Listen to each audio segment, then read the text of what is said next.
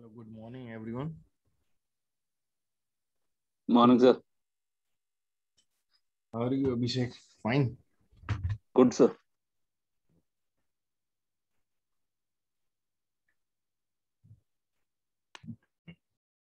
So let's continue today's session with uh, how to download R programming and R Studio. And we today learn the basic syntax of R. Okay. So first you try to download R programming.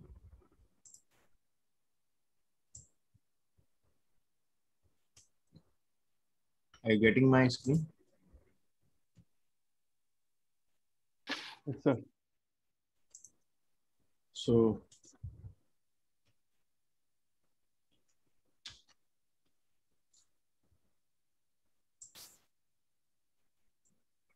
this is the site cran.r-project.org. So click on here, you get the R version 4.0.5 for Windows. If you have the window, then you could click here and you download this and save this your some folder, and then you run it from that folder. Okay. First you do Sir, this thing. 4.0.5, right? Yeah. If do you have any other operating system, you ask me. I will tell you how to download for that Mac and Linux.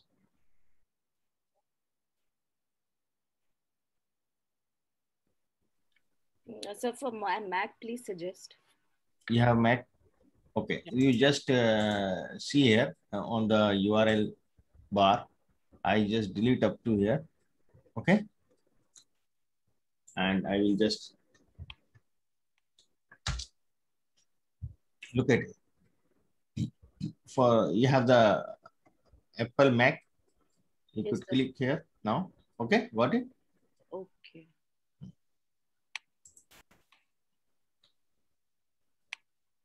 And then you read and you could download it from here.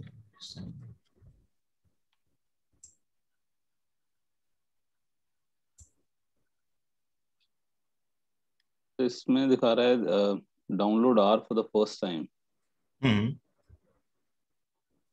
और उसमें आप कोई path change नहीं करिएगा जब वो install होगा, है ना. जब इंस्टॉल होता है तो जो पाथ वगैरह ब्राउज मत करिएगा, उसको डिफॉल्ट लोकेशन पे इंस्टॉल होने दीजिएगा सी ड्राइव में. ठीक है. एक मिनट, इसमें डाउनलोड ऑप्शन किधर लिखा है? इसमें विंडोज वाले में. सॉरी सर, मैक वाले में. मैं देख लेता हूँ.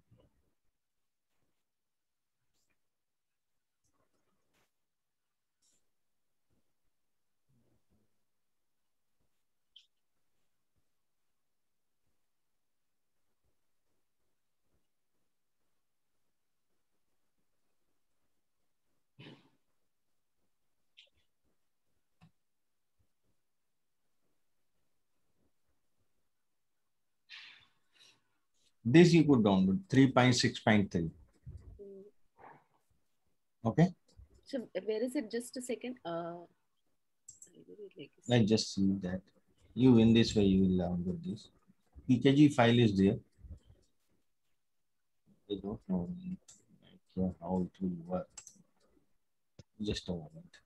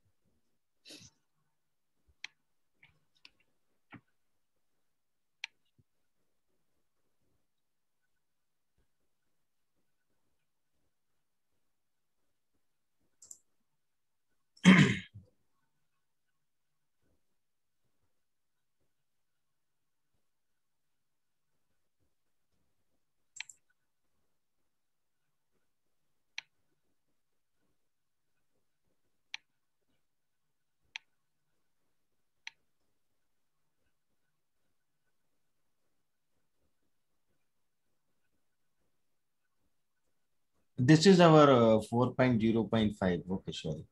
This one. Okay. Here it is 4.0.5. Yeah. The latest version. So just click on this. Let's see. To try this.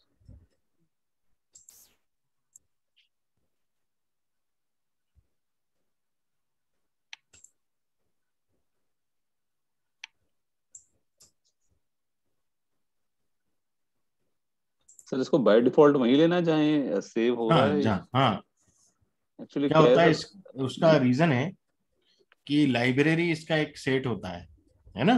जहां भी हम पैकेज डाउनलोड करेंगे वो लाइब्रेरी फोल्डर में जाएगा, और यदि हमने लोकेशन चेंज कर दिया तो वो बड़ा दिक्कत होता है। वो जब डिफॉल्ट में जाता है ना तो कहीं और चला जाता है पैकेज, तो हमें पैकेज रन नहीं होता।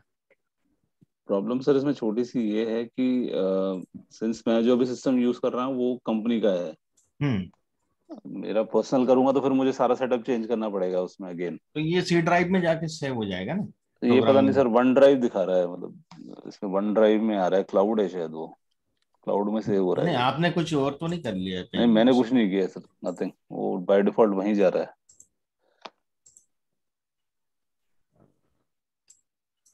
आपने यहीं से 4.0.5 डाउनलोड कर रहे हैं ना, और इसको इंस्टॉल कर रहे हैं, है ना?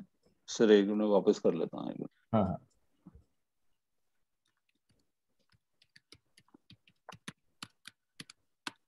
हाँ ये सर वही है, download R4.0.5 for Windows 85 megabytes hmm 32/64 bit. ठीक ठीक।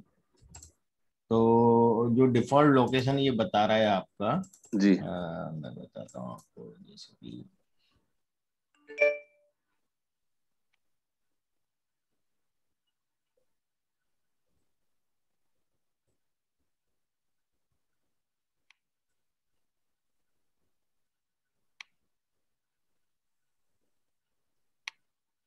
just like this.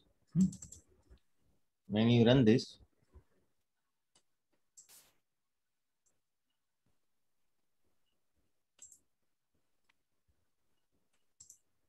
you look at this. You are getting this like location you see here. Yeah. हाँ sir, right sir. You are getting the same C program नहीं sir file. सी में नहीं है sir, ये सी में नहीं है। तो आप ऐसा कर लें, इसको पाथ यही दे दें। आपके उसमें सी है क्या हाँ ड्राइव? सर सी सी है। ड्राइव में सी, प्रोग्राम फाइल्स जो है हाँ जी उसमें हाँ जी। /R-4/R-4.0.5 one sec sir. है ना, ये आप लिखते हैं।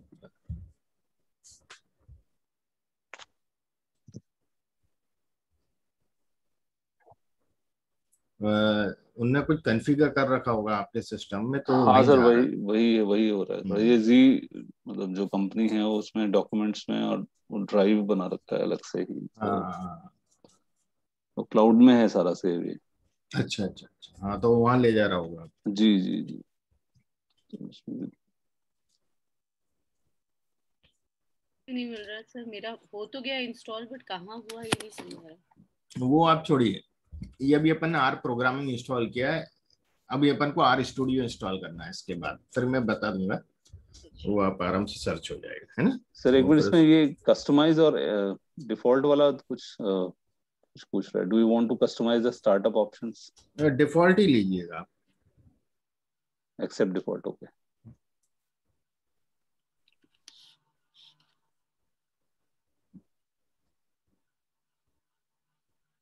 बाकी लोगों का हो रहा है इंस्टॉल।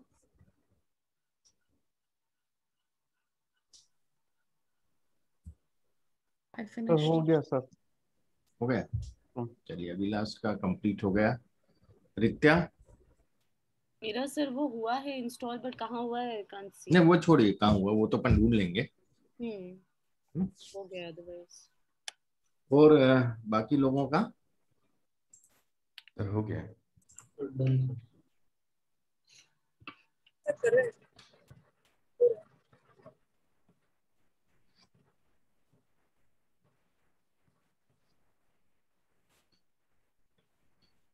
सभ्या का हो गया?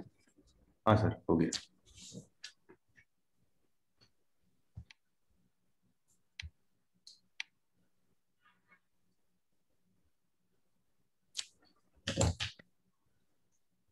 नहीं सर, मेरा नहीं हो रहा है सर। इसका अभिषेक। अभिषेक नहीं हुआ क्या अभी? नहीं सर, ये मुझे लग रहा है कुछ। चलिए देखते हैं अभी। आपको स्क्रीन शेयर करने का वो एक्सेस देता हूँ, फिर मैं देखता हूँ उसको। ठीक है सर।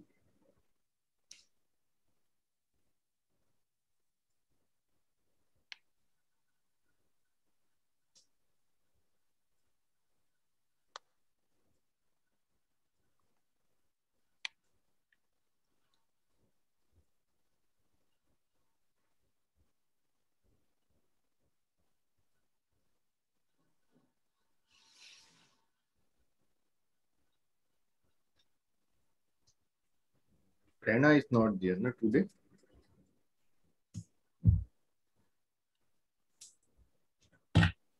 जस्ट नहीं हो रहा है, ये पाथ पे नहीं आ पा रहा है। हाँ सर, वही कुछ प्रॉब्लम आ रही है शायद, तो फिर मेरे को दूसरा सिस्टम लेना पड़ेगा। आप दूसरा सिस्टम साइड में रख के कर सकते हैं उसमें, मैं देख लेता हूँ सर, है ना? Next sir. कर लीजिए आराम से, क्योंकि आज का दिन तो ये इंस्टॉलेशन और इसी में आधा टाइम जाएगा, क्योंकि सबका इंस्टॉलेशन हो जाएगा फिर अपन चालू करेंगे, है ना? राइट सर, जस्ट करिए आप आराम से। और अपना जो कोडिंग साइड बाय साइड आपको करते भी जाना है डेली, है ना? जैसे मैं सिमुलटेनियसली आपको भी वो कोड रन करने हैं जो मैं यहाँ रन करूंगा, है ना? तो क्या रहेगा कि प्रैक्टिस रियल टाइम में होती रहेगी आपकी। अदरवाइज आप खाली मेरे कोड देखेंगे और समझने की कोशिश करेंगे, फिर बाद में टाइम मिलता है नहीं मिलता है? तो बेस्ट प्रैक्टिस वही होती है कि मैं यहाँ कोड रन कर रहा हूँ, आप भी कोड रन करके देखिए, है ना? भले ही थोड़ा सा टाइम लगता है, स्लो प्रोसेस होता है ये, बट ये सबसे बेस्ट है। ठीक है। सर, मैक के लिए आपने मैक के लिए, मैक के लिए कुछ नहीं करना आपको। ये जो आता है ना, इतना आप डिलीट कर दें यहाँ तक, डॉट org तक ले। Getting it? जी सर, एक मिनट। इसको डिलीट कर दें और ये ले लीजिए, तो ये आ जाएगा। फिर मैक पे आप क्लिक करिए और जी 4.0.5 pkg, ओके, ओके। डाउनलोड हो जाएगा। फिर इसको रन कर लीजिएगा आप मैक में। ठीक। बाकी ठीक। सभी का हो गया? हाँ जी, मेरा हो जी गया सर। ठीक है। किसी को कोई प्रॉब्लम हो?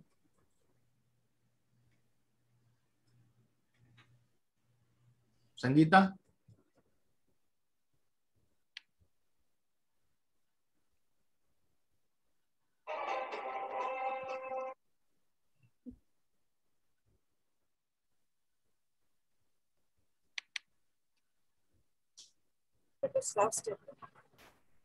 हम्म।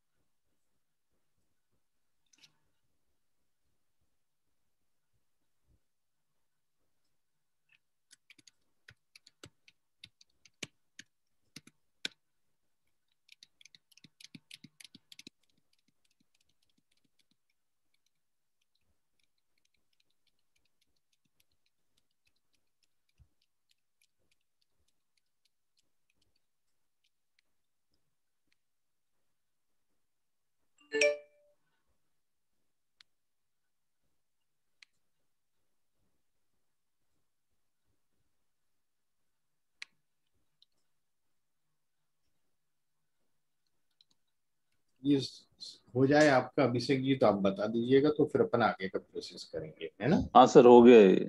डन। हो गया? रन कर लिया इसको? एक मिनट सर, रन कर हाँ, लेता हूँ। इंस्टॉल कर लें आप उसको।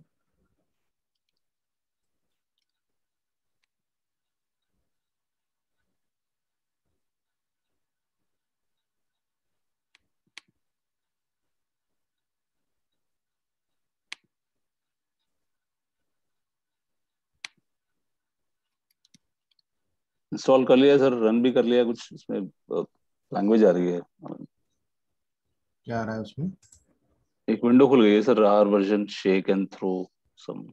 अब देख लीजिए आप उसको रीड करके क्या करना है, क्योंकि ये मैक पे मैंने नहीं किया है स्टोरी कभी, है ना।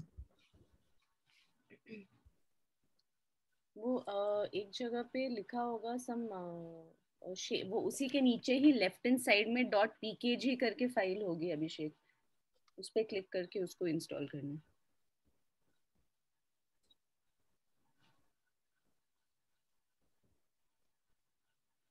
सो ये सिर्फ 89.4 MB दिखा रहा है, इज दैट करेक्ट? हाँ कम ही होगा ये। 9.4 MB इसमें, आपके इसमें मैक में। मैक में, हाँ 85 MB तो यहाँ दे ही रहा है इधर, है ना। ये आर कंसोल खुल गया है सर, अब मैंने हाँ उसको कंसोल ही, हाँ ठीक। देखिएगा अब मैं आपको बताता हूँ कि कहाँ होगा। तो आप यहाँ सर्च में जाएं और मैक में जहां से आपको सर्च करते कर ले, आर आप क्लिक करें। आ रहा है कहीं आर का ये वाला लोगो, ये वाला?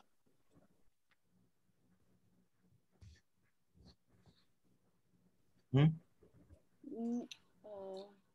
नहीं, मेरे को डाउनलोड्स में मिल तो गया है अपना। नहीं, डाउनलोड के बाद फिर आपको रन किया, उसको नहीं किया इत्यादि जी? सर उसमें सिर्फ इंस्टॉल तक का ऑप्शन आया था। रितिका लॉन्च पैड पे देखिए, हाँ, इंस्टॉल कर दिया लॉन्च ना पैड, उसको? Launch pad. Open launch pad और उसमें जस्ट आई थिंक लास्ट ही होना चाहिए आइकॉन। हाँ वही है रिते, वहीं पर है, लास्ट में ही है लॉन्च पैड में, एक लोगो है आर का सेम ऐसे ही।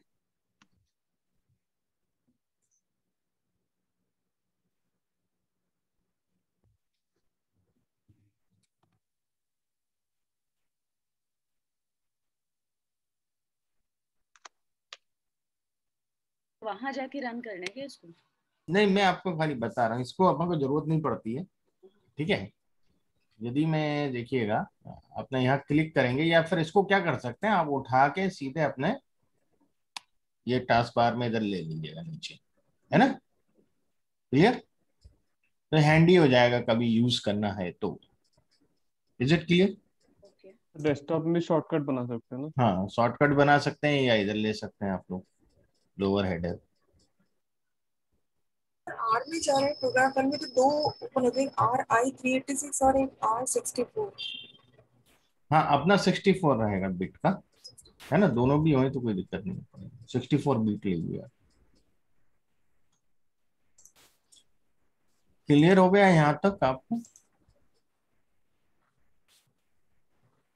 सर एक बार वो विंडो खोल के दिखाएंगे आर की, जो आपने अभी दिखाया था स्टार्टअप में, इसमें स्टार्ट में जाके। ऐसा दिख रहा है आपको? हाँ कुछ ऐसा देखो ही आ रहा है सर। बस ये कंसोल है।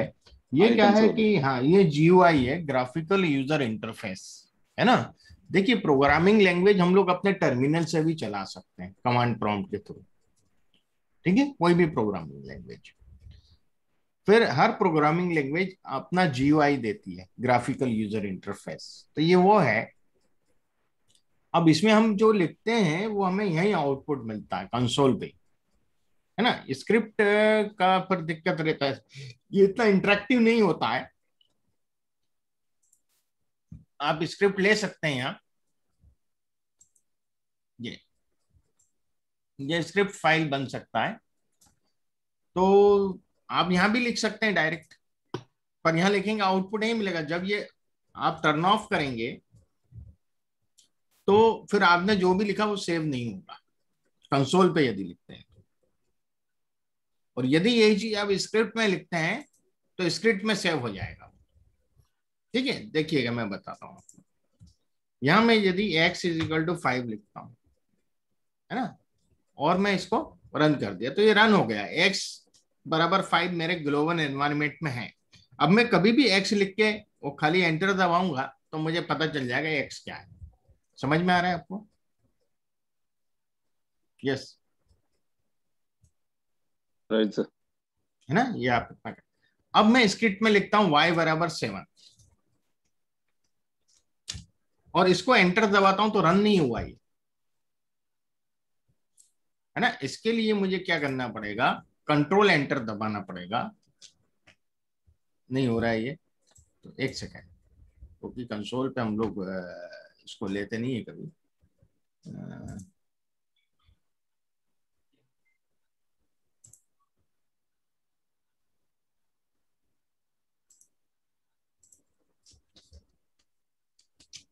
आ गया, रन हो गया है ना, पता नहीं चलता है इसमें। तो y इज इक्वल टू 7। अब मैं लिखता हूं, देखिए मैंने लिखा तो y को मैंने यहाँ कमांड दिया था मुझे, पर y यहाँ बता रहा है कंसोल में आउटपुट दे रहा है वो, है ना। मैं यहाँ भी यदि y लिखूंगा तो आउटपुट कंसोल में ही देगा वो मुझे, ठीक है। अब उसके लिए मुझे कंट्रोल एंटर दबाना है, ठीक। और अब मैं x प्लस वाई करता हूं,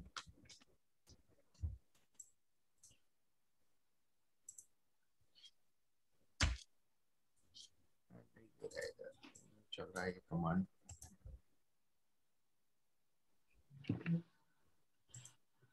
चल तो गया है पर उसको रन नहीं, प्रिंट नहीं कर रहा है।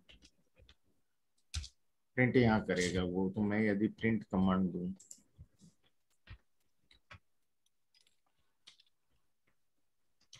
वैसे हम लोग करते नहीं है जनरली, खाली बता रहा हूँ आपको। तो नहीं, यहाँ से नहीं चला पा रहे। ओके, सो ये R programming graphical user interface है। ये इतना इंटरेक्टिव नहीं है, आपको बड़ा ड्राई सा लगेगा ये। अब अपन डाउनलोड करेंगे आर स्टूडियो, जो कि इंटीग्रेटेड डेवलपमेंट एनवायरनमेंट कहलाता है, आईडीई, है ना। तो आईडी जो होती है वो थोड़ा सा बड़ा इंटरेक्टिव होता है, उस पर काम हमारा इजी होता है, और बहुत सी चीजें हमें उसके अंदर सामने विंडोज पे दिखती हैं, है ना।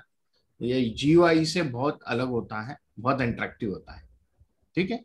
तो इसका हमें कोई काम नहीं है, मैं सेव नहीं कर रहा हूँ इसको, और मैं इसको क्लोज करता हूँ। अब हमें डाउनलोड करना है आर स्टूडियो।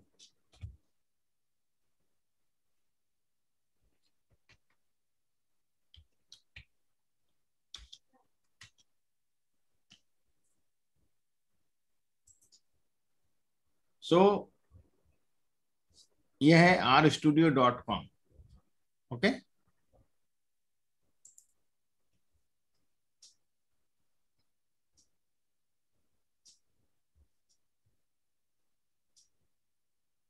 इसको आप ओपन कर लें, rstudio.com।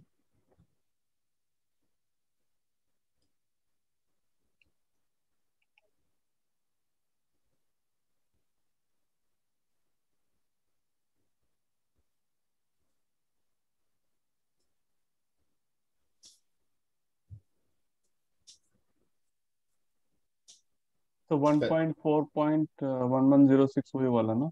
हाँ, ये वाला लेना है विंडोज के लिए। मैक के लिए भी यही है, आप देखेंगे मैक का यहाँ है, विंडोज का यहाँ है ना। तो यहाँ से आप क्लिक कर लें, डाउनलोड हो जाएगा, ठीक। जैसे आपने यहाँ क्लिक किया, ये डाउनलोड हो जाएगा आपके सिस्टम में, ठीक है।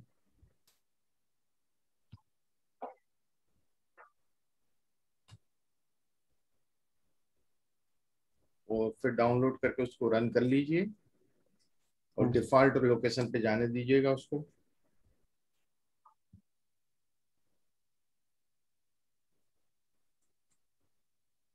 देखिए यहाँ मैं एक चीज और बता देता हूँ, यहाँ आप देखेंगे 4 वर्जन है आर स्टूडियो के, है ना। कुछ पेड है, कुछ फ्री है।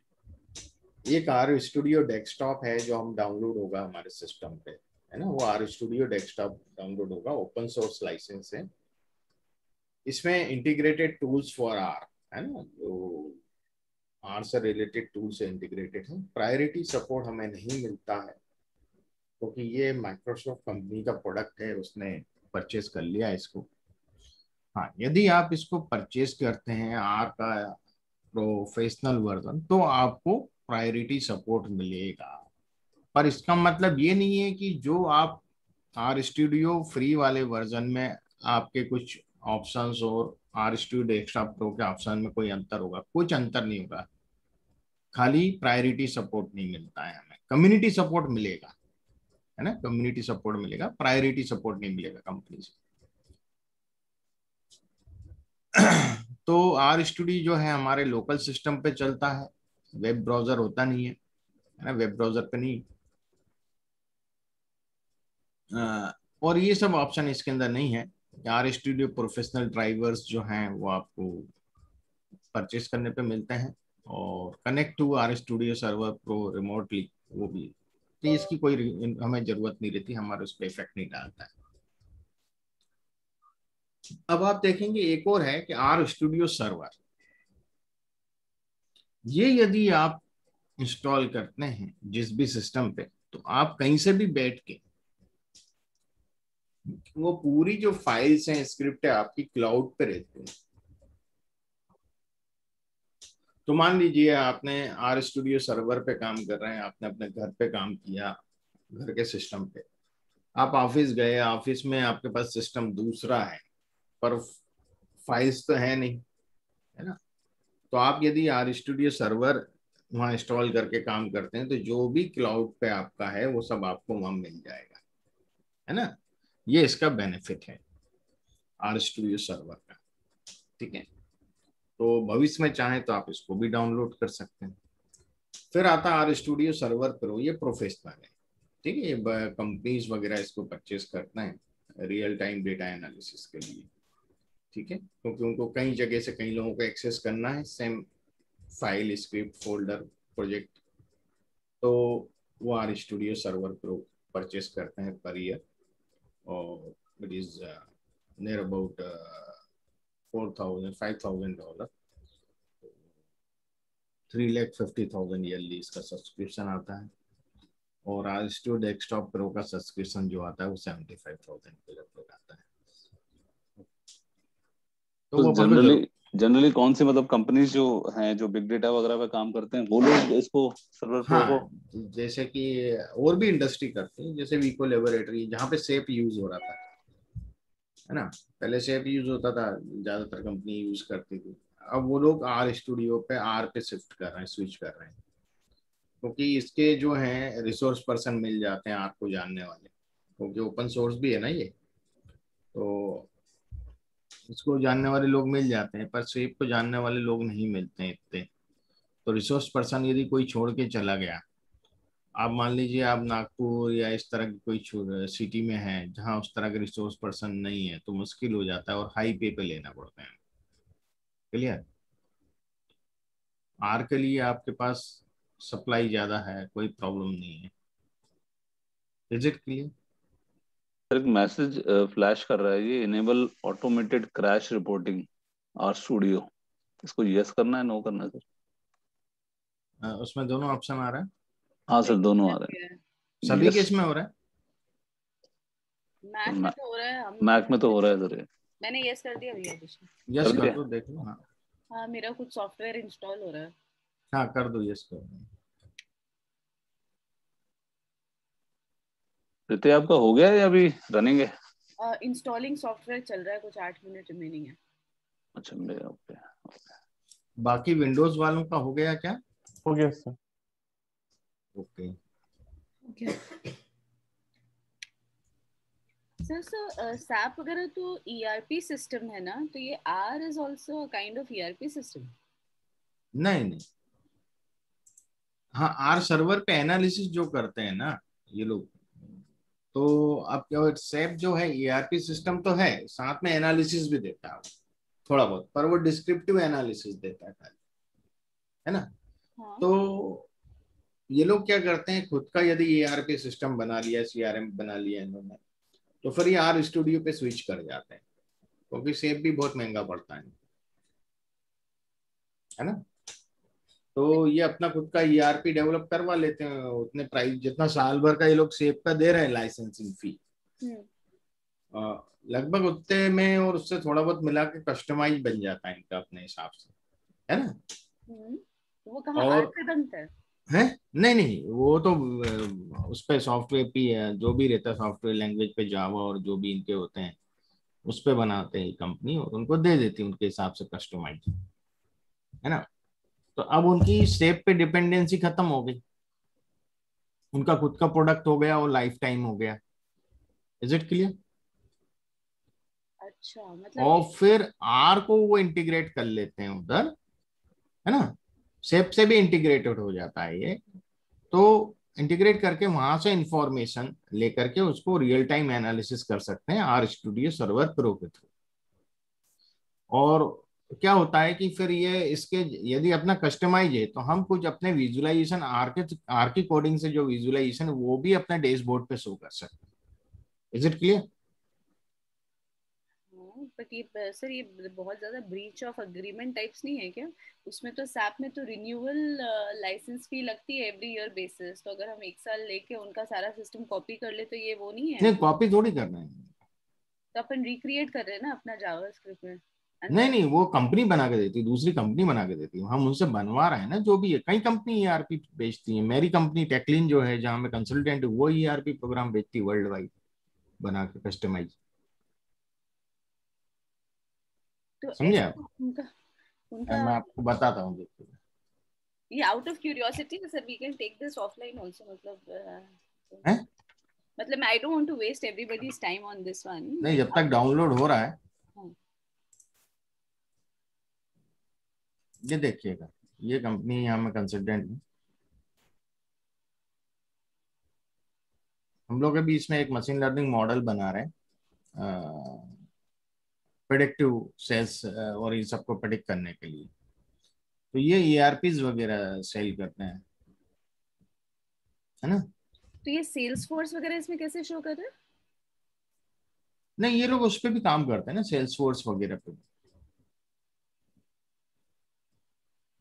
जैसे आ रहे वैसे सेल्स फोर्स भी एक प्रकार का टूल ही है, ठीक है।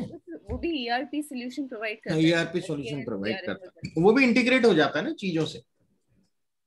यदि आपने वो भी ले रखा है तो आपको उसको भी इंटीग्रेट कर सकते नहीं, मेरा क्वेश्चन ये है कि आपके जो प्रोडक्ट है वो सेल्स फोर्स या इनके कंपटीशन नहीं है? हैं।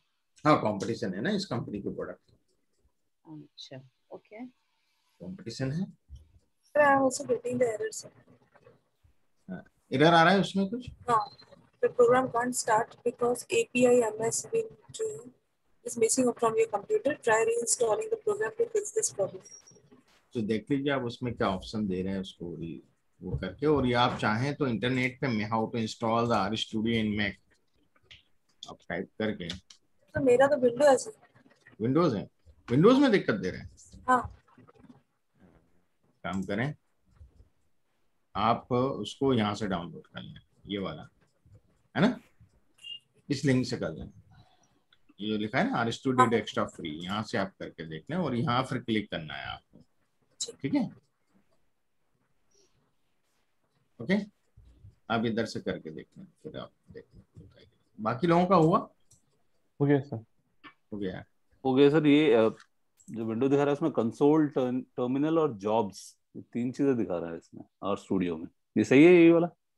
वो सही है। हाँ, आर स्टूडियो का सिंबल ऐसा दिखेगा, देख रहे हैं आप मेरा कर्सर इधर, ऐसा राउंड सर्किल है, उसके अंदर आर लिखा हुआ है, ये आर स्टूडियो का लोगो है। एक सर जो आर अपना 6x64.405 उसको अनपिन कर देना से टास्क बार से। हाँ, उसको अनसीन कर दें, रखना हो तो रखें, नहीं तो हटा दें, उसका कोई जरूरत नहीं ना हमको? उसकी जरूरत नहीं पड़ेगी, वो ऑटोमेटिक इससे इंटीग्रेट हो जाता है ओके, आर स्टूडियो से। ठीक। बैकएंड में तो वही काम करता है पर उसको रन नहीं करना पड़ता। ठीक ठीक है। उसके बाद मैंने अभिषेक आर पे वो जो लोगो आ गया उस पे क्लिक किया और फिर उसके बाद उसमें इंस्टॉल बोला, तो अभी कोई सॉफ्टवेयर इंस्टॉल कर रहा है काफी देर से अभी आप है ना इसको बैटरी पे लगा रखा है आपने? हाँ, अच्छा, मेरा तो हो गया है खैर। आपको कितना टाइम दिखा रहा है अभी? अब 2 मिनट दिखा रहा है, मेरा तो चल रहा है थोड़े समय से, so I think you have to install it also. नहीं, वो अपने आप विंडो ओपन हो जाती है। कोई बात नहीं, आप कर लीजिए एक बार, हाँ, देखिए। देखते क्या होता है। देख लीजिए 2 मिनट, कोई दिक्कत नहीं है। आज का सेशन तो ऐसे इंस्टॉलेशन वगैरह में आधा पौन घंटा जाता है इसमें, क्या। सर प्रेरणा का एक्चुअली उसने वैक्सीनेट करवाया था अपने आप को। हाँ, मैसेज आया है मेरे पास हाँ, उसका। तो वो शायद शी इज नॉट वेल, उसको थोड़ा सा। उसको फीवर वगैरह है थोड़ा। जी जी। मेरे भी कल वो भांजी और सिस्टर को यहाँ कोविड हो गया।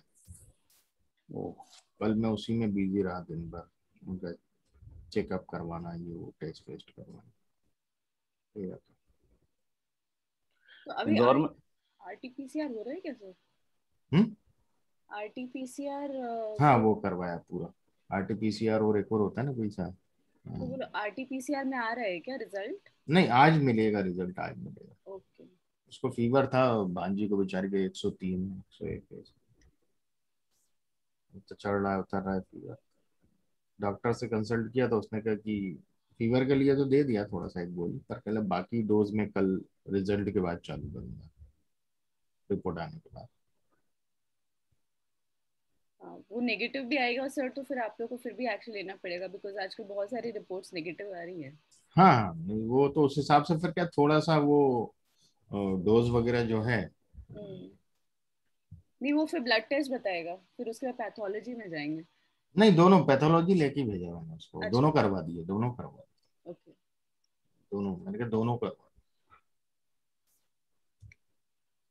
क्योंकि रिस्क नहीं ले सकते इस टाइम कुछ भी। आजकल बहुत लोग के आरटीपीसीआर, वो जो नया स्ट्रेन है वो सीधा लंग्स को इफेक्ट कर रहा है ना, तो आरटीपीसीआर में हम्म। कई बार रिजल्ट नहीं आ रहा है। वो ब्लड भी करवाया उसका, दोनों हाँ, करवाए, दोनों। दोनों के सिस्टर के भी करवा दिए और भांजी के भी करवा। हम्म। भाई रिस्क नहीं ले सकते, अभी उन्हीं की बिल्डिंग में एक 32 ईयर्स का बच्चा कल खत्म हुआ कोविड से। बड़ा डरावना माहौल है सब जगह, यंग डेथ्स बहुत ज्यादा हो रही है। बहुत हो। 32 ईयर्स, अभी अभी उसका जॉब लगा था, 2-3 साल से जॉब कर रहा था, वो हॉस्पिटल में था हालांकि 4-5 दिन से। मेरे एक फ्रेंड है, उसके फादर ठीक हो गए, आईसीयू से बाहर आ गए, जनरल में आ गए, घर आ गए, उसके बाद डेथ हो गई। वही जो ब्लैक हाँ। फंगस वाला मामला है, वही हो रहा है। जो ज्यादा टाइम ऑक्सीजन ले लेते हैं उनके साथ वो दिक्कत आ जाती है।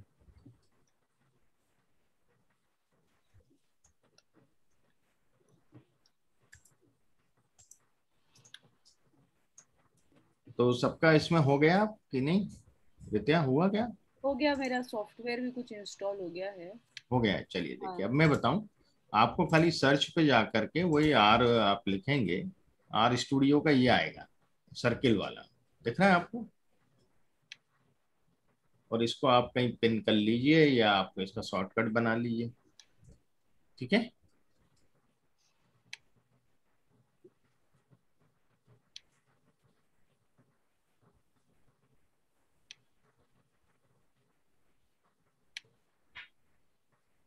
बना लिया आप लोगों ने?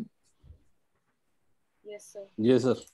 अब अपन यहाँ जहाँ भी आपने उसको रखा है वहाँ क्लिक करिए और ये ओपन होगा।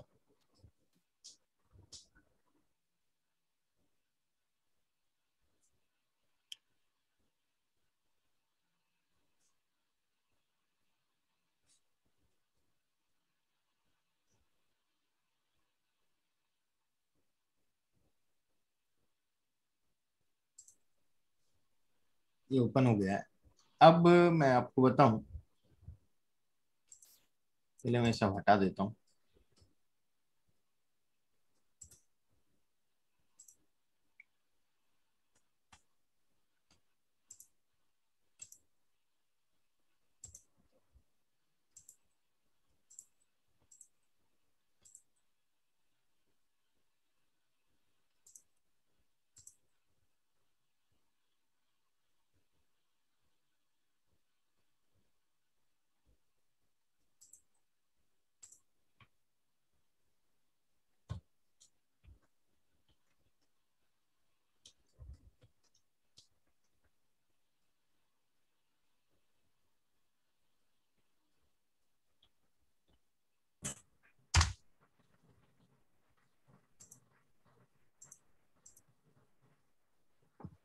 आपको अभी 3 विंडो दिख रहे होंगे वहां से।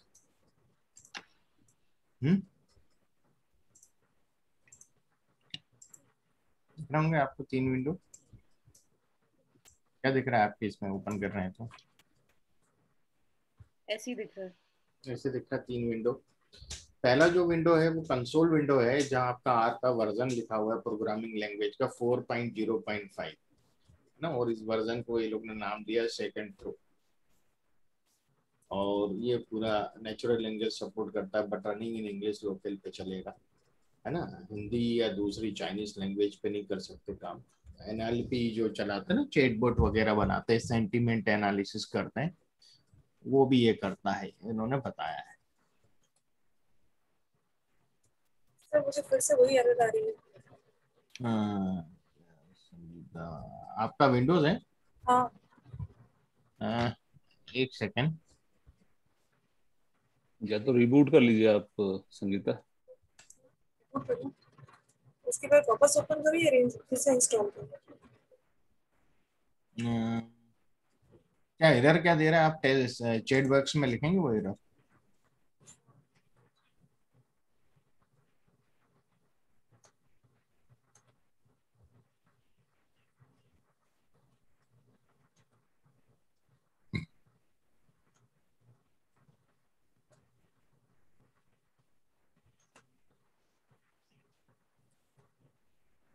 क्या एरर आ रहा है?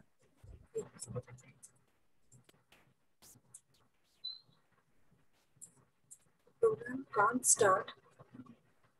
अब वो पूरा वो टेक्निकल भी लिखी रही है सर, API -MS। एक सेकेंड, मैं आपको एक काम करता हूँ।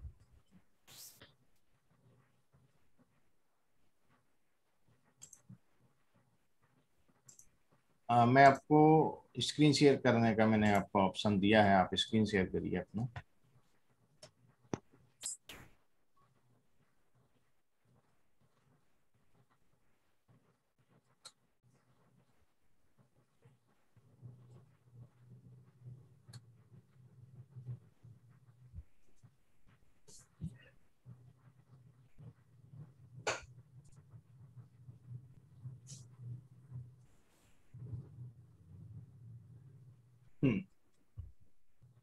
The program can't start because API MS wins runtime.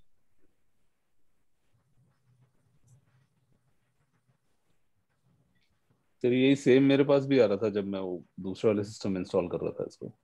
अच्छा, मेरा पास संगीता विंडोज कौन सा है? विंडोज 10 है उससे विंडोज 7 या 8 है? 7। हाँ तो ये विंडोज 10 के लिए है। हमको एक आई थिंक एक दो वर्जन नीचे जाना पड़ेगा। मैं बताता हूँ, देखिए कैसे करेंगे, है ना। आप इसको आप अनइंस्टॉल कर लें चाहे तो, आप है ना, अनइंस्टॉल कर लीजिए दोबारा फाइल में जाके। हाँ, अनइंस्टॉल कर।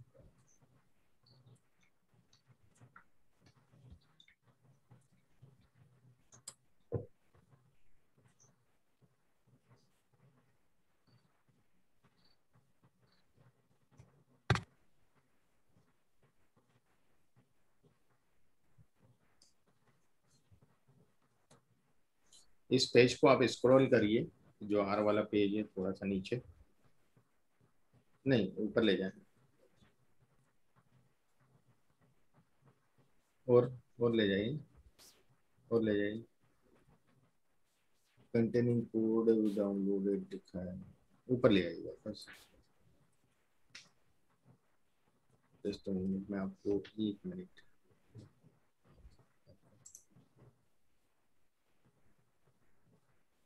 और ऊपर लाए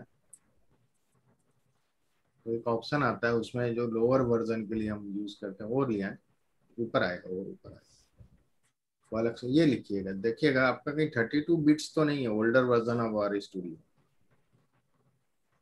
सिस्टम से। ये इधर इधर नीचे यहाँ लिखा है ना, ऑल इंस्टॉलर्स में सेकंड लाइन है, R Studio requires 64 bit operating system, if your version R 32 bit system you can use the older version of R Studio. यहाँ क्लिक करो सर। हाँ, यहाँ क्लिक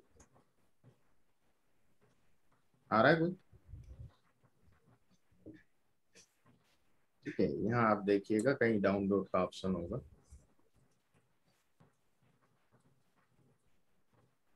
हाँ, ये विंडोज वाला दिया हुआ डाउनलोड। यहाँ कर दो इंस्टॉल। हाँ,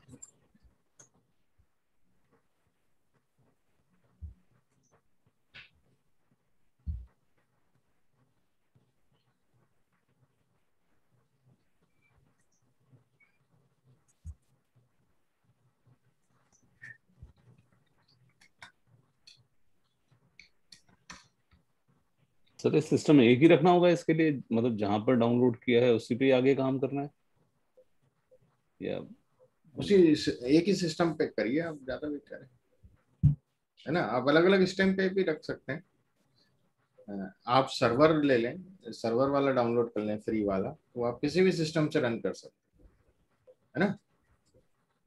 जो भी फाइल्स हैं, जो लाइब्रेरी आप लोग इंस्टॉल करेंगे आगे चल के, वो आप कहीं भी यूज कर सकते हैं, आपको सिस्टम में इंस्टॉल नहीं करना पड़ेगा। पैकेजेस जो रहते हैं, फ्री पैकेजेस, ओके। तो आप सर्वर वाला, यदि आपको मल्टीपल सिस्टम पे करना है तो सर्वर वाला वर्जन कर लीजिए, नो प्रॉब्लम, है ना। एक ही जैसे रहते हैं दोनों।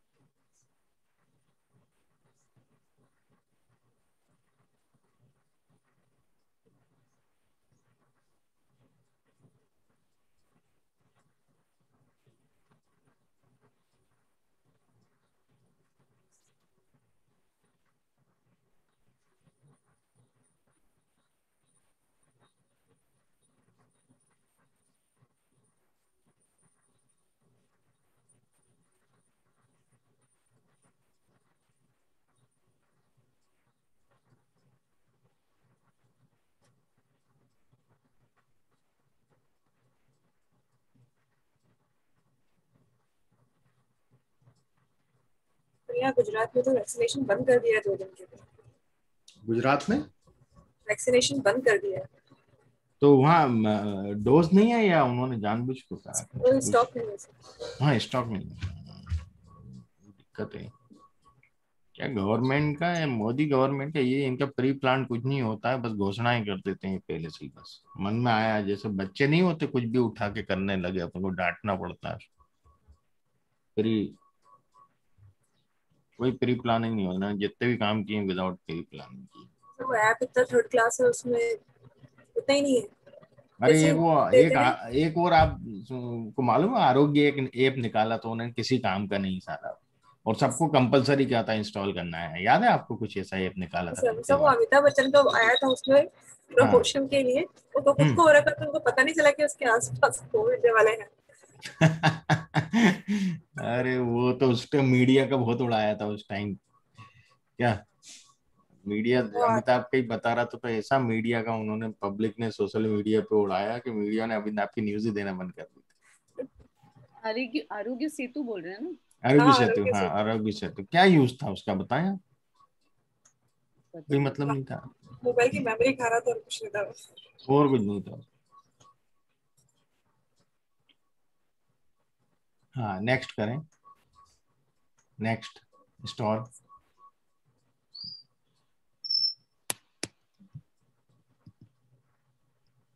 उसका फायदा सर एक था सर, वो मॉल में एंट्री करवा दिया करता था बस। बस वो, अरे अब उसमें भी आप इंफॉर्मेशन नहीं डालोगे तो एंट्री हो ही जाएगी ना। आपने यदि उसके सर्वे में लिख दिया मुझे ये तकलीफ हो रही है, मुझे हेडेक हो रहा है, फलाना हो रहा है, तो वो तो आपको रिजेक्ट करवा देगा। सर फिर कोई कोई लिखता नहीं है ना सर, मॉल में हाँ, एंट्री वही चीज, करवाई। मतलब बेवकूफी थी और कुछ नहीं, ये सब फालतू के। और ये क्या है कि अरे अनपढ़ है, लड़के हैं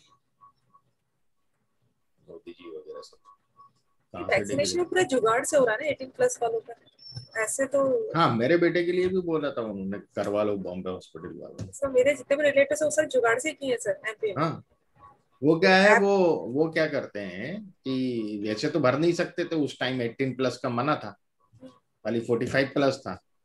तो वो क्या करते हैं, कोविड वॉरियर के उसमें कर लेते हैं, उनके पास रहते हैं ना उसके भी कुछ, कोविड वॉरियर है, उनको तो लगा नहीं, चाहे वो कम एज के हो, नर्सेज हों, जूनियर डॉक्टर्स हों, इस तरह के। तो मेरे बेटे के लिए भी बोले थे बुला लो, पर हम दोनों ने लगवाया तो मैंने क्या, इसमें फीवर वीवर आएगा तो फिर घर के सब पड़ जाएंगे तो क्या हो, उस डर से हमने उसको उस टाइम लगवाया नहीं। और अब सोच रहे हैं स्पुतनिक ही लगवाएंगे, ये नहीं लगवाएंगे। स्पुतनिक का फिर चॉइस मिलेगा सर? उसका मैडम मिल रहा है ना, अब तो 900 कुछ रुपए का है वो। लेकिन वो भी पे करने में भी कौन सा वैक्सीन मिल पा रहा है सर? नहीं, मतलब जुगाड़ करेंगे कहीं से मिल जाए स्पुतनिक। जुगाड़ से होगा सर। वो तो अपन को परचेस करना है तो अवेलेबिलिटी हो जाएगी। बाकी तो कोवैक्सीन वगैरह तो क्या गवर्नमेंट पे, और वो 250-300 रुपए का है, तो वो 900-1000 रुपए में कम लोग ही लगवाएंगे ना स्पुतनिक। उसकी एफिशिएंसी अच्छी है, हाँ। बहुत अच्छी है, और 1 डोज वाला ही लगवाएंगे, टेंशन ही नहीं सेकंड डोज का।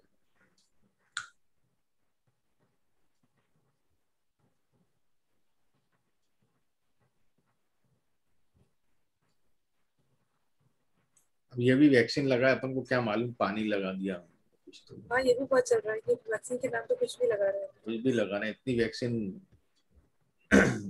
पता नहीं क्या कर रहे हैं।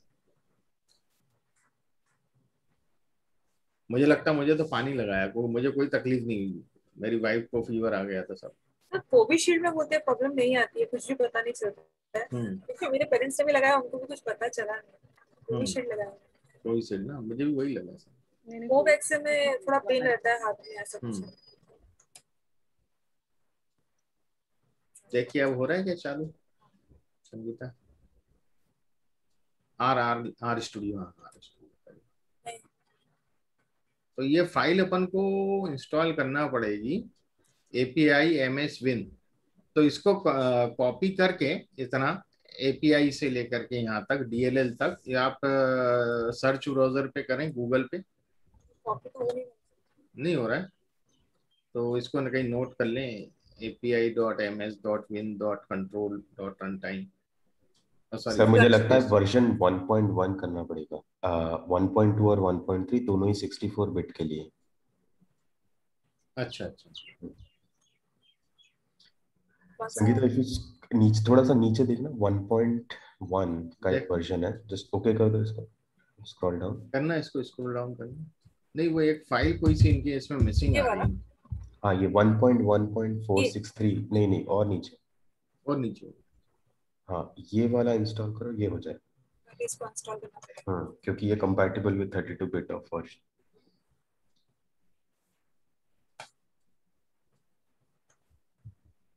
ये लिखा है उसमें कंपैटिबल, हाँ 32 बिट, तो वो वाले उसमें नहीं लिखा था क्या? नहीं सर, वो एक्चुअली 64 बिट सपोर्ट करने लग जाता है, बट विंडोज 7 8 64 बिट।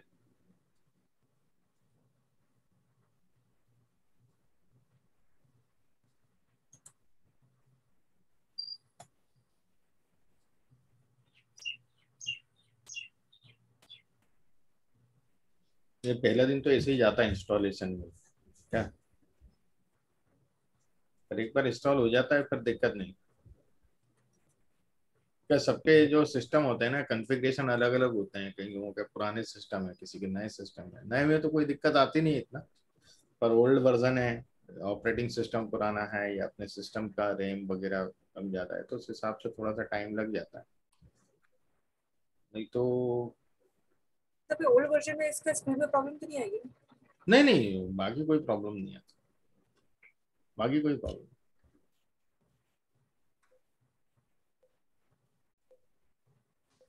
भाई बैकएंड में तो आर प्रोग्रामिंग 4.0.5 ही चलेगा ना।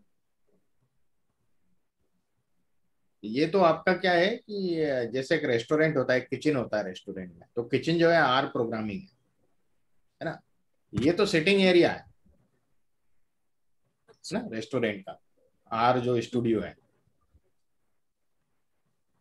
अब जो नया वर्जन है मतलब वो ज्यादा डेकोरेटेड है मान लो, बस और कुछ नहीं, आर स्टूडियो है एक ही जैसे।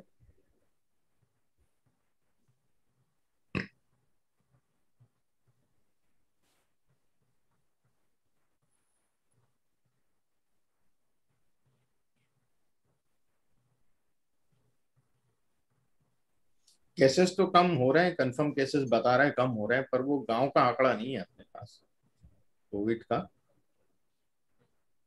जो विलेजेस का जो डेटा है ना वो अवेलेबल हो नहीं रहा है, तो शहर का तो कम हो रहा है, ये बात तो पक्का है। बट ओवरऑल देखा जाए तो ओवरऑल कम हो रहा है कि नहीं हो रहा है उसका अभी कंफर्मेशन नहीं, क्योंकि ग्रामीण क्षेत्रों में केस बढ़ रहा है, डेथ भी बढ़ रही है। तो पर वो एप्पल टू एप्पल कंपैरिजन कर रहे हैं ना, जो इनिशियल डेटा था वो भी सिर्फ शहरों का ही था। हाँ वही, उसको यदि अपन लेके चले तो वो प्रॉपर है कि कोई दिक्कत नहीं। नहीं, वो इसी दिक्कत के कारण से अभी थर्ड वेव आ जाएगा, दे आर एक्सपेक्टिंग सितंबर में। हाँ आ जाएगा ना, क्योंकि वो बोल रहे हैं कि वो ज्यादा लीथल होगा। हाँ वो तो बहुत खतरनाक होने वाला है। क्या थर्ड वेव ज्यादा? बहुत ज्यादा डेंजरस होने वाला है वो, और ही ज्यादा लोग निपटेंगे। वो जैसे अपना पिछले बार भी हुआ था ना कि फरवरी के आसपास सब बहुत ज्यादा रिलैक्स्ड हो गए थे, सारे नॉर्म्स वगैरह फॉलो कर नहीं रहे थे। अब वो इवेंचुअली वही वाला फेज अभी दोबारा से आ जाएगा। नहीं, अगर लोग इतना मतलब रिलैक्स ना हो, सब इतना पूरा प्रॉपर प्रिकॉशन ले, तब भी ऐसा हुआ क्या? क्योंकि ट्रेंड सर बता सकते हैं इस पे कि ट्रेंड एनालिसिस जो पहले किया हुआ है बाकी कंट्रीज में जहाँ पर थर्ड वेव आ चुकी है, वहां पर एग्जैक्टली ऐसा ही हुआ था। हाँ सबने एक ग्राफ भी बताया था ना जिसमें सेकंड वेव काफी हाई था, बट थर्ड वेव कंपैरेटिवली उसके नीचे गया था। तो उन्होंने मैनेज किया होगा फिर अपने मैनेज किया होगा, उन्होंने कुछ प्रिकॉशंस लिए होंगे। वैक्सीनेशन तो उस टाइम इतना कुछ कंट्रीज ने करा होगा, कुछ चीजों प्रिकॉशंस लिए होंगे। हॉस्पिटल की फैसिलिटी बहुत अच्छी होगी उनके यहाँ क्या। तो लेकिन नो मास्क का कंसर्न समझ नहीं आया, कुछ कंट्रीज बोल रही कि मास्क हटा दिया है, वो तो रहने ही वाला है कोरोना, तो आपको इन्फेक्ट तो करेगा वैक्सीन के बाद भी, बस ये कि इससे सीवियरिटी नहीं होगी। तो फिर मास्क हटा दिया उन्होंने, ये फेक है क्या? नहीं नहीं होगा, अभी जैसे अमेरिका ने हटा दिया है ना, आपके और भी कंट्रीज ने, कुछ कंट्रीज ने हटाया मास्क। तो जहाँ वैक्सीनेशन हो गया वो लोग सेफ हो गए, धीरे धीरे हटाते जा रहे हैं क्या। सब वैक्सीन लगने के बाद भी तो चांसेस रहता है, तो हो सकता है। हाँ चांसेस है ना, उसके बाद भी चांस है, क्योंकि अपने यहाँ की वैक्सीन की एफिकेसी इतनी थोड़ी है क्या, 65-70%। तो फिर भी आपको 35% चांस तो है ना होने की, 35%। उनकी भी इतनी एफिकेसी है नहीं सर, स्पुतनिक 5 की भी इतनी ज्यादा मतलब चांसेस मैडम उसमें भी है। 90 के ऊपर है, 80 या 90 है सब उनका, स्पुतनिक का।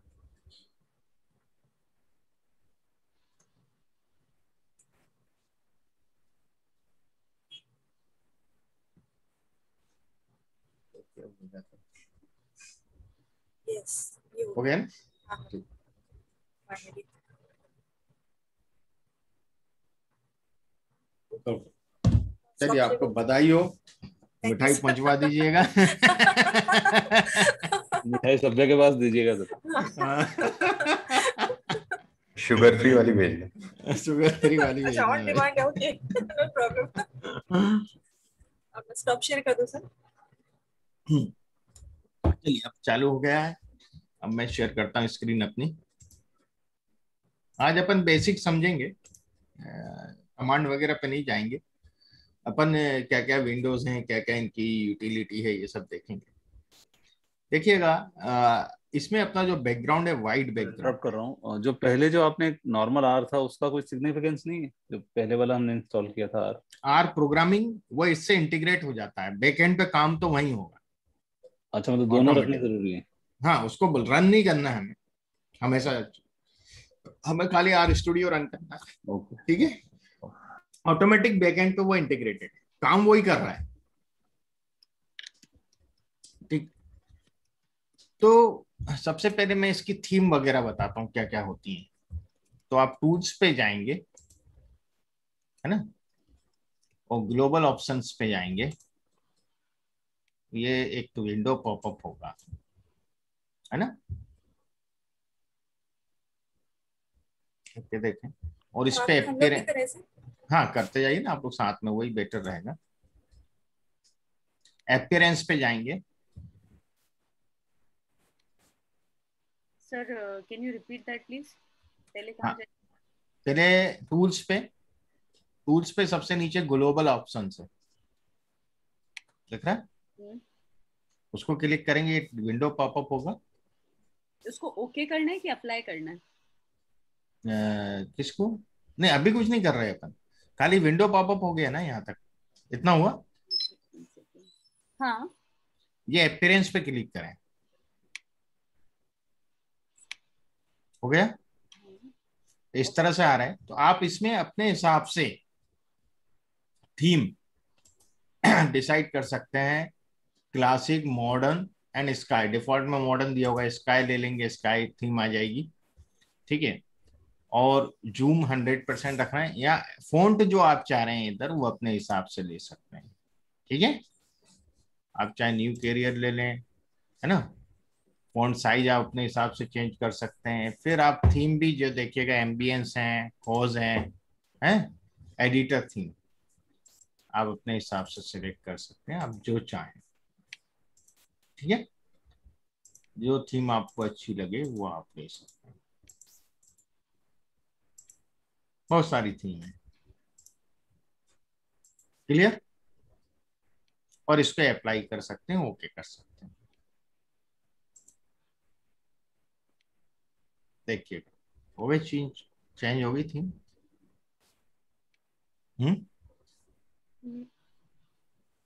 मतलब जो आपको पसंद हो। सर ये तो Okay. रीस्टार्ट मांग रहा है कि आर रीस्टार्ट करना पड़ेगा थीम अप्लाई करने के लिए, तो हर बार इसको इस तरीके से करना है? Depends upon operating system. जैसे हम लोग विंडो पे और मैक में काम कर रहे हैं उसमें अलग अलग होता है सर ये? हो सकता है मैक में वो तो आपको इससे बोलता आपको भी आ रहा है? हाँ है, मेरा भी आ रहा है, मैंने तो वो मैक में होगा ऐसा, विंडोज में तो नहीं किया। बहुत पूछा इसने रीस्टार्ट करने का, आपके मैक में होगा, कुछ सेफ्टी प्रोविजन के लिए दिया होगा। हाँ वो रीस्टार्ट करने से अप्लाई कर दिया है उसने। सर विंडोज में भी रिस्टार्ट पूछा है सर, अप्लाई हाँ, तो किया और कर रिस्टार्ट दीजिए। हुआ। हाँ, हो कर गया दीजिए। हो गया हो गया। जो भी थीम आपको पसंद लगे वो ले सकते हैं ना, व्हाइट रखना हो व्हाइट रखिए, डिफॉल्ट रखना हो डिफॉल्ट रखिए, कोई दिक्कत नहीं। ठीक है, ये तो थीम सेटिंग हो गई। अब जब भी हम एनालिसिस करते हैं तो हम चाहते हैं कि हमारा कोई प्रोजेक्ट नाम उसका अलग हो, पूरा फोल्डर अलग हो, जो भी मटेरियल हो उस प्रोजेक्ट से रिलेटेड वहां पड़ा रहा है, चाहे वो पीडीएफ हो, चाहे वर्ड फाइल हो, चाहे स्क्रिप्ट हो, चाहे डेटा हो। क्लियर, तो हमें ढूंढना नहीं पड़े वो फाइलों को जाके, वो फिर उसको यहाँ लाएं। तो उसके लिए हमें प्रोजेक्ट क्रिएट करते आना चाहिए, है ना। तो आप देखेंगे राइट कॉर्नर पे, एक तो यहाँ से कर सकते हैं और यहाँ से भी कर सकते हैं, पर new project. Is it clear? तो आप सॉरी, अपन प्रोजेक्ट क्रिएट करेंगे पहले, फिर उसमें डेटा सेट वगैरह जो भी रखना होगा वो रख देंगे उस फोल्डर में। प्रोजेक्ट क्रिएट करना मतलब फोल्डर क्रिएट करना है। ठीक है, आप यहां से कर सकते हैं या इधर क्लिक करेंगे, यहां भी न्यू प्रोजेक्ट आता है। ओके, इस पे कहाँ पर? सॉरी, अच्छा, राइट साइड में भी यहाँ कुछ लिखा होगा आपके उसमें, तो उसको क्लिक करेंगे तो आएगा न्यू प्रोजेक्ट का ऑप्शन, और वो पूछेगा कि जो अभी जो प्रोजेक्ट रन कर रहा है उसको सेव करना है या नहीं करना है। मतलब उसमें कुछ आपने लिखा होगा तो उसको सेव करना है कि नहीं करना है। तो मैंने तो सब हटा ही दिया है, तो मैं डोंट सेव लिख देता हूँ। थोड़ा सा टाइम लेगा।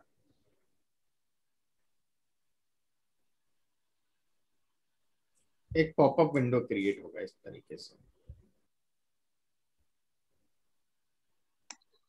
हाँ सर, ये new directory, existing directory, version control इस टाइप से आ रहा है क्रिएट प्रोजेक्ट में। तो हमें यहाँ दो ऑप्शन शुरू के हैं इंपॉर्टेंट हमारे लिए, न्यू डायरेक्टरी और एग्जिस्टिंग डायरेक्टरी। न्यू डायरेक्टरी का मतलब है कि आपके सिस्टम पे जिस नाम से आप प्रोजेक्ट चाहते हैं उस नाम से कोई फोल्डर आपने क्रिएट नहीं किया अभी तक। क्लियर? ओके, तो वो फोल्डर भी आप क्रिएट करना चाहते हैं, वो उसी को डायरेक्टरी बोलते हैं। क्लियर?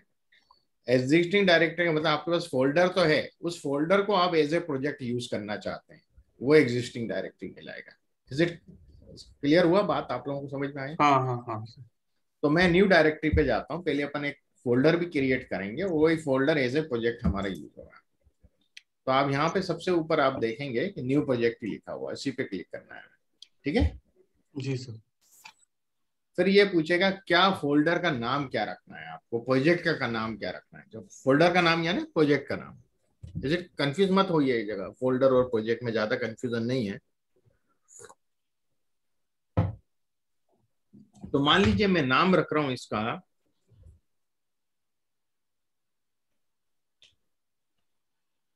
मैं नाम रख देता हूं राजेश। ठीक है, और जहां भी आपको इसको रखना है आप यहां से ब्राउज कर लीजिए, वहां उसको सेव कर दीजिए। डेस्कटॉप पे करना है डेस्कटॉप पे, डी ड्राइव में करना है डी ड्राइव में, आप जहां भी जाएंगे, जैसे मैं डी ड्राइव में कर लेता हूँ, ठीक है, और फोल्डर के अंदर फोल्डर कहीं और भी रखना है वहां भी रख सकते हैं, तो मैं डी ड्राइव में कर रहा हूँ। क्लियर? और यहाँ क्रिएट प्रोजेक्ट, समझ में आ रहा है यहाँ तक आपको? अब इसमें एक ऑप्शन देखेंगे, use R environment with this project, तो अपन अभी इस पे क्लिक मत करिएगा, ये मैं बाद में बताऊंगा आपको चीजें, ठीक है ना? क्योंकि हम कई बार क्या होता है वर्चुअल एनवायरनमेंट लेते हैं हर प्रोजेक्ट के लिए अलग, वो क्यों लेते हैं वो अभी अपन यूज नहीं करेंगे, पर आगे मान लीजिए कि आपका एक प्रोजेक्ट है, आपने कुछ स्क्रिप्ट लिखा और आपने उसमें कोई लाइब्रेरी डाउनलोड किया या पैकेज डाउनलोड किया, और पैकेज का वर्जन, क्योंकि देखिए अपडेट होते रहते हैं वर्जन, कोई भी चीज बनती है तो उसका अपडेट वर्जन आ जाता है, तो आपको पर कुछ और लाइब्रेरी भी उधर हैं जो कोऑर्डिनेट करती हैं उस पर्टिकुलर वर्जन के साथ, एक्स लाइब्रेरी का वर्जन वाई लाइब्रेरी के एक पर्टिकुलर वर्जन के साथ ही कोऑर्डिनेट कर रहा है, पर लेटेस्ट वर्जन के साथ कोऑर्डिनेट नहीं करेगा, मान लीजिए। आया समझ में? तो हम यदि आर में इंस्टॉल करते हैं, यदि हम पैकेज इंस्टॉल करते हैं, तो वो तो एक ही लाइब्रेरी में इंस्टॉल हो रहा है, तो आपने जब भी इंस्टॉल किया तो वो तो नया वर्जन आ गया, अब आप पुराने प्रोजेक्ट पे काम कर रहे हैं जहां आपको उसका पुराना वर्जन चाहिए, समझिएगा बात, तो आपको फिर रीइंस्टॉल करना पड़ेगा पुराना वर्जन, तब तक वो स्क्रिप्ट रन ही नहीं होएगी। समझ रहे हैं मेरी बात को? यस सर, तो इसको सॉरी, मैं तो मेरे ख्याल से आगे निकल गई, मैंने उस पर क्रिएट प्रोजेक्ट कर दिया था, तो अभी तो प्रोजेक्ट में चला गया है, राजेश आर्ट स्टूडियो में चला गया। चलिए ठीक है ना, कोई दिक्कत नहीं। कहाँ उसका पोजीशन मालूम है आपको? नहीं मालूम, कोई बात नहीं, ओपन भी हो गया होगा वो। हाँ, वही उसी वाले में अब वो प्रोजेक्ट राजेश चल रहा है। हाँ हाँ ठीक है ना, कोई दिक्कत नहीं। अभी अपन वहाँ आएंगे, उसके पहले मैं थोड़ा सा डिस्क्राइब कर रहा था आर एनवायरनमेंट का। तो जब हम आर एनवायरनमेंट में क्लिक करते हैं तो क्या होगा कि आप जो भी लाइब्रेरी पैकेज डाउनलोड करेंगे, हर एक प्रोजेक्ट का एनवायरनमेंट अलग होगा, मतलब जो लाइब्रेरी है वो सबके अलग अलग होंगे, सबको अपन ने असाइन कर दिया कि भैया ये वाली शेल तुम्हारी लाइब्रेरी में, यहाँ तुम अपनी किताब रखना, है ना? जैसे अपन की एक अलमारी अलॉट नहीं हो जाती फैकल्टीज को कॉलेज में, या एक वो अलॉट हो जाता है अलमारी में एक खाना, यहाँ आप अपना सामान रखेंगे। Is it clear? समझ में आ रहा है आपको? वो होता है आर एनवायरमेंट, है ना? तो अभी अपन जनरल में ही डालेंगे, अभी अपन के नहीं आया आप लोगों को, व्हाट डज इट मीन?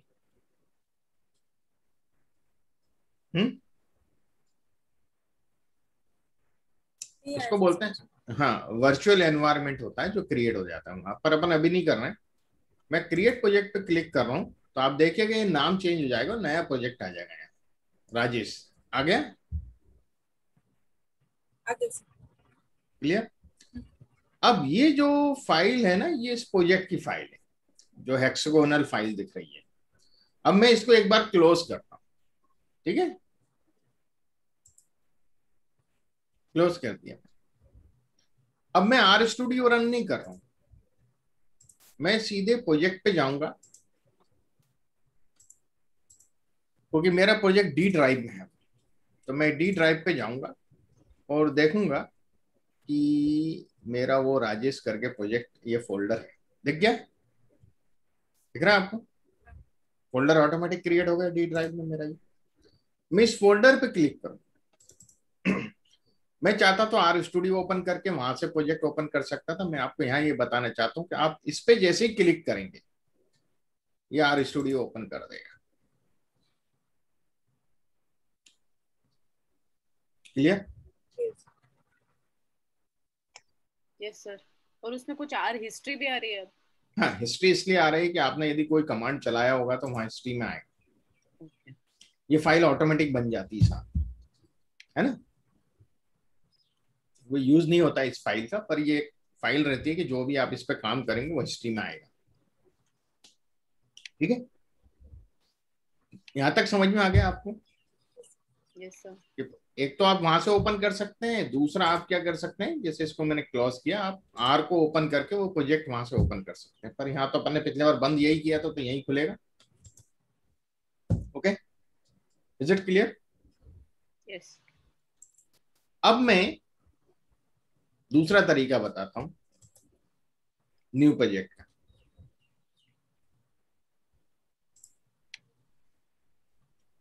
अभी अपन ने न्यू डायरेक्टरी ओपन करी थी, अब अपन जा रहे हैं एग्जिस्टिंग डायरेक्टरी। तो पहले मुझे एक डायरेक्टरी एग्जिस्ट करता हूं मैं डेस्कटॉप पे।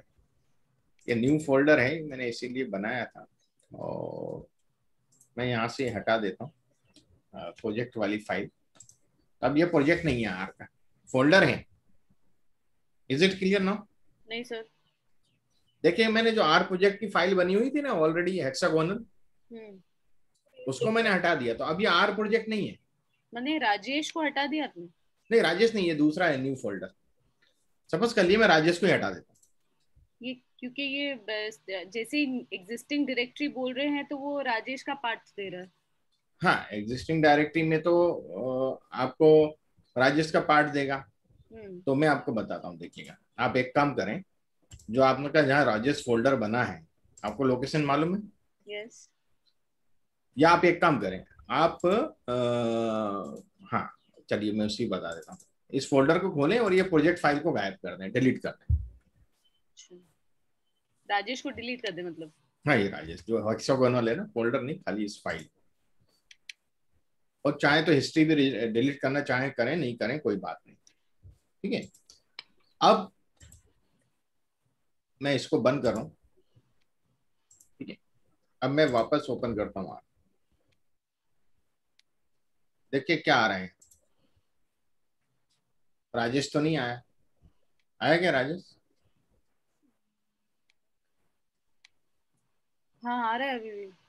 अभी भी आ रहा है बंद करने के चालू करके? तो आपने वो वाला हटा दिया, आर हेक्सागोनल हटा दिया क्या? हेक्सागोनल तो हटा दिया मैंने, बट एग्जिस्टिंग डायरेक्टरी में मैं जा रही हूँ तो अभी भी वो पाथ तो बता रहा है। नहीं, आप आर स्टूडियो ओपन करिए ना, फिर से बंद करके आर स्टूडियो क्लोज करके ओपन करिए।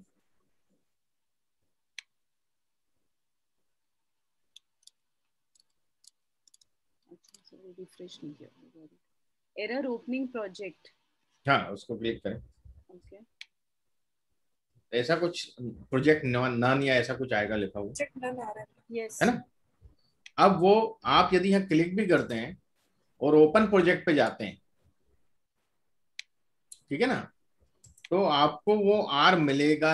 आर प्रोजेक्ट आप खोल ही नहीं पाएंगे। आप उस लोकेशन पे जाएं और आर पे भी क्लिक करेंगे तो वहां है ही नहीं, वो फाइल ही नहीं है हेक्सागोनल। तो ये प्रोजेक्ट नहीं है अब आर का, ये खाली फोल्डर रह गया।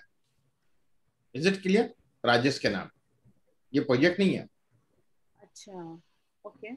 अंतर समझ में आ गया? जो हेक्सागोनल फाइल था ना, वो बहुत इंपॉर्टेंट है। वो प्रोजेक्ट तो शो करता है कि किसी भी फोल्डर में यदि वो फाइल पड़ी है तो वो प्रोडक्ट जो जो फोल्डर है वो आर का प्रोजेक्ट है। Is it clear? हाँ सर, ये तीसरा जो ये जो है, मतलब एनवायरनमेंट के नीचे वाला जो सेक्शन है उसमें तो राजेश दिख रहा है। हाँ यहाँ दिखेगा, यहाँ पे। हाँ, एनवायरनमेंट के नीचे वाला जो सेक्शन है उसमें राजेश दिख रहा है ना? उसको क्या बोलते हैं हम? ये यहाँ पे, हाँ ये, हाँ अभी जहाँ आपका कर्सर था ये यहाँ पे, हाँ यहाँ पे आप, हाँ वो फोल्डर दिख रहा होगा, फोल्डर दिख रहा होगा। राजेश डॉट आर प्रोज, मतलब आर प्रोजेक्ट दिख रहा है वो, वो हेक्सागोनली दिख रहा है। दिख रहा है वहां पे? आपका डिलीट नहीं हुआ क्या? हो गया सर, मैंने तो डाल दिया उसको ट्रैश में, फिर भी तो पता नहीं क्यों दिख रहा है। ओके।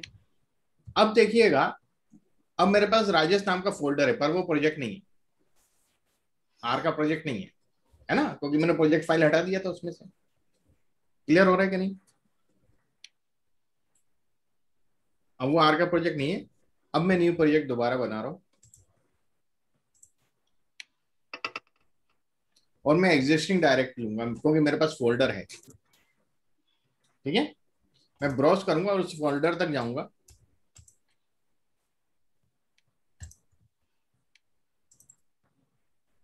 है ना? ठीक है, और ओपन लिख और क्रिएट प्रोजेक्ट, वापस से प्रोजेक्ट बन गया। ओके,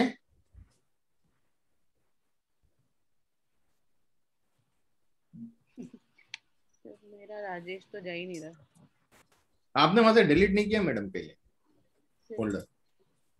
राजेश वाले फोल्डर में जाइए, कहाँ है वो राजेश का फोल्डर आपका? हाँ वहां से ये डिलीट करिएगा। ये राइट हुआ नहीं था शायद। हाँ, वो आपने डिलीट नहीं किया हो। डिलीट करके आर स्टूडियो बंद करके रीओपन करिएगा।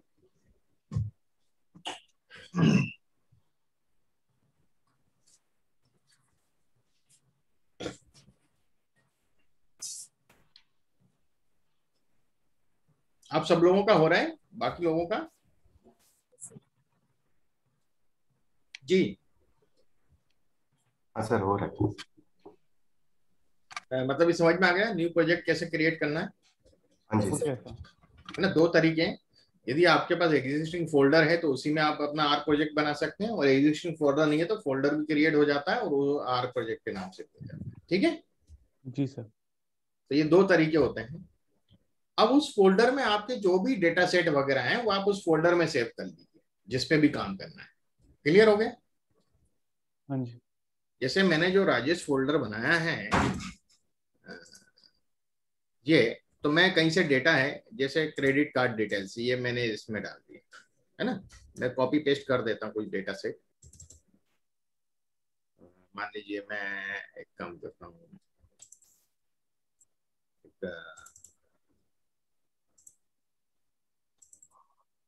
ये कुछ एक डेटा, ये डेटा फाइल है मेरी कुछ, है ना, सेंसस डेटा हुआ, और एक आध में और भी फाइल है जो भी मुझे डालना है मैं यहाँ डाल रहा हूँ, है ना। ये स्क्रिप्ट फाइल है, डॉट आर करके जो फाइल होती है वो स्क्रिप्ट की फाइल होती है आर की। ठीक है, इंट्रोडक्शन ऑफ आर फंडामेंटल्स, ये मैंने कंट्रोल सी किया और इन सबको मैं अब आर फोल्डर में, राजेश फोल्डर में सॉरी, इसमें पेस्ट कर देता हूँ। Is it clear now? क्या है? सर एक और बताएंगे सर? भाई मेरा जो की पड़ी है वो इस प्रोजेक्ट से रिलेटेड है, वो आप यहाँ कॉपी पेस्ट कर लें। जो भी उस प्रोजेक्ट से रिलेटेड डॉक्यूमेंटेशन है, पीडीएफ फॉर्मेट में है, वर्ड फॉर्मेट में, वो भी आप इसी फोल्डर में डाल के रख दें। आ रहा है बात समझ में? हाँ हाँ ठीक है सर, अभी है हमारे ना? पास कुछ नहीं है। हाँ, आप कुछ भी एक फाइल वगैरह ले लें, एक्सेल फाइल या कुछ भी, आप वहाँ नई फाइल भी आप क्रिएट कर सकते हैं राइट क्लिक से, हाँ हाँ। है ना। कोई भी एक्सेल फाइल क्रिएट कर लें, वर्ड फाइल, कुछ भी नाम दे दें उसका, भी भले ही ब्लैंक रखें। ठीक है, हाँ जी। तो आपका उस प्रोजेक्ट से रिलेटेड पूरा मटेरियल एक फोल्डर में एक जगह है। Is it clear? है ना, उसी प्रोजेक्ट में, तो आपको इधर उधर ढूंढना नहीं पड़ेगा इन फ्यूचर।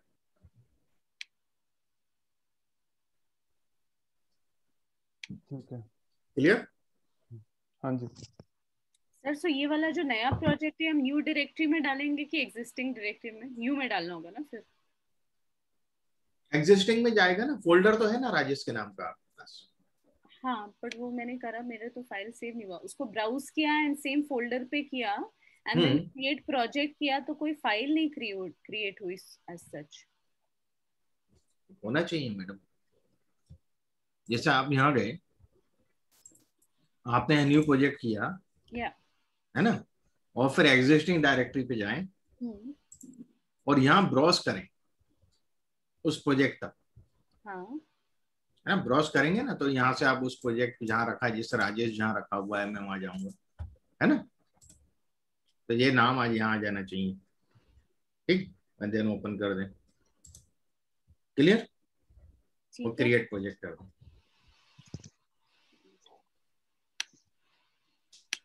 देखिए करके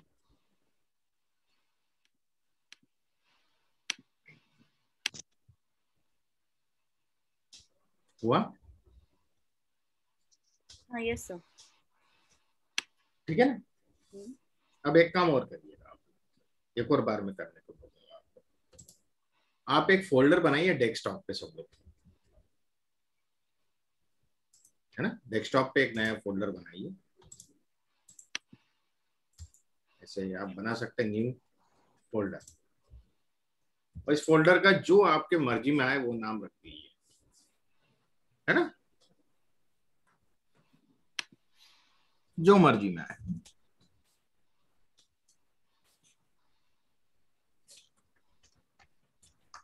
मैंने कृष्णा रख दिया। अब ये मैंने एक फोल्डर बना दिया है, ये मेरे डेस्कटॉप पे है, ब्लैंक फोल्डर है, ठीक है। अब ये प्रोजेक्ट नहीं है। अब मैं इस कृष्णा को प्रोजेक्ट बनाना चाहता हूं, आर का फोल्डर है, मैं जाऊंगा न्यू प्रोजेक्ट पे, और मेरे पास फोल्डर है, इसलिए किस पे क्लिक करूंगा मैं, एग्जिस्टिंग डायरेक्टरी पे। आ रहा है समझ में आपको? मैं इस पे क्लिक किया, यहां मैं ब्राउज करूंगा, मुझे जाना है डेस्कटॉप पे, और डेस्कटॉप पे वो कृष्णा के नाम से, क्लियर। जैसे इस पे क्लिक करूंगा कृष्णा यहाँ लिखा हुआ आ गया, मैं ओपन कर दूंगा और क्रिएट कर दूंगा, हो गया कृष्णा प्रोजेक्ट।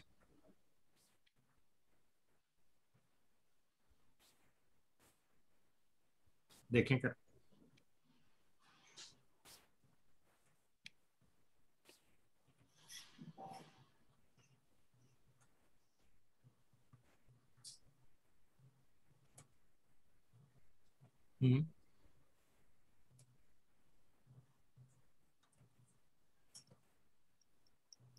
हो गया आप लोगों का सबका, यस सर। Yes sir. है ना, बोलते जाइएगा तो अपन आगे बढ़ेंगे, तो मैं बैठा रहता हूँ, आगे सर। यस। ठीक है, समझ में आ गया ना।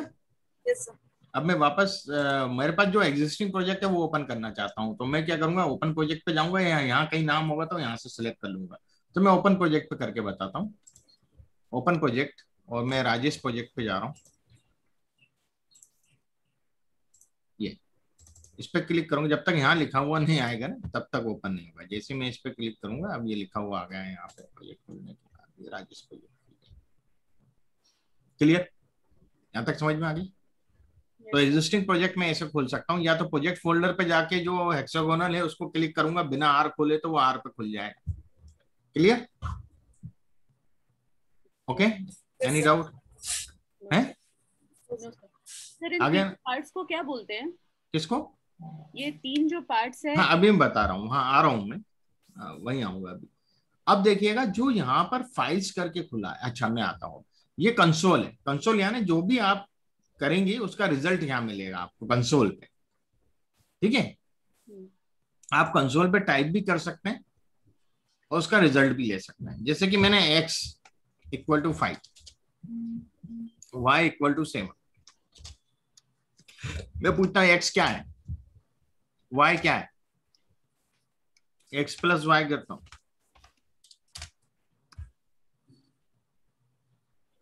तो जैसे ही मैं इसको यहाँ एंटर दबा रहा हूँ, ये ग्लोबल एनवायरनमेंट में आ गया मेरे पास, है ना, हिस्ट्री, ये हिस्ट्री में आ रहा है, ग्लोबल एनवायरनमेंट में x बराबर 5, y बराबर 7 है, ये बता रहा है कि x का वैल्यू 5 है और y का वैल्यू 7 है। तो हमें समझ में आ जाएगा किस वेरिएबल को हमने क्या असाइन करा हुआ है, किस ऑब्जेक्ट नेम को क्या वैल्यूज दी हुई है, क्या दिया हुआ है उसको, व्हाट इट। ये ग्लोबल एनवायरनमेंट मतलब ये आर के एनवायरनमेंट में चला गया।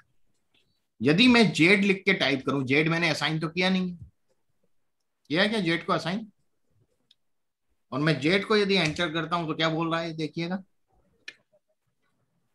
क्या बोल रहा है, ऑब्जेक्ट जेड नॉट फाउंड, क्योंकि जेड को कुछ असाइन ही नहीं किया मैंने, बता देगा जेड है ही नहीं साहब, क्लियर। तो जो अपन असाइन करेंगे वही खाली वैल्यू ये यहाँ ग्लोबल एनवायरनमेंट बताएगा आपने इस चीज को ये असाइन किया हुआ है, समझ में आया। ये है कंसोल। अब कंसोल पे होता क्या है, मैं यदि आर को क्लोज करता हूं, देखिएगा दोबारा, मैं डोंट सेव या सेव कुछ भी कर लूं, मान लीजिए मैंने सेव कर दिया, अब मैं दोबारा से वो प्रोजेक्ट खोलता हूं, है ना, नेक्स्ट टाइम देखिएगा कंसोल पे लिखा हुआ है क्या अभी जो मैंने टाइप किया था, है क्या, जबकि मैंने तो सेव किया था, कंसोल पे लिखा हुआ कभी भी सेव नहीं होता। क्लियर? ओके।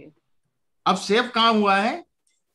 सेव आपके जो एनवायरमेंट में है वहां सेव हुई है चीज की x की वैल्यू 5 है और y की वैल्यू 7 है, वो सेव हो गया है कि आप यदि x लिखेंगे कंसोल पे तो वो 5 ही आंसर देगा, वो ये नहीं बोलेगा कि मैं x को नहीं जानता। Is it clear? आ रहा है समझ में आपको? Yes sir. मैं y लिखूंगा y को पहचान जाएगा क्योंकि y को मैं सेव कर चुका हूं, ग्लोबल एनवायरमेंट में सेव हो गया है y बराबर 5। ये सेव हुआ था जब मैंने सेव किया था। कंसोल पे लिखा हुआ सेव नहीं होता कभी। अब आप बहुत बड़ी स्क्रिप्ट आपने लिख दिया कंसोल पे और सेव नहीं हुआ, फिर आप तो परेशान हो जाएंगे कि अरे यार मैंने कल इतना टाइप किया था और मुझे आज वही सब कमांड दोबारा लिखना पड़ेंगे। तो एक तो चीज है हिस्ट्री, ये आपने जो जो लिखा था वो हिस्ट्री से आ गया। ठीक है, आप इसको कर सकते हैं, है ना, यहाँ से क्योंकि स्क्रिप्ट फाइल नहीं है इसलिए वो टू कंसोल आप लिख दीजिए।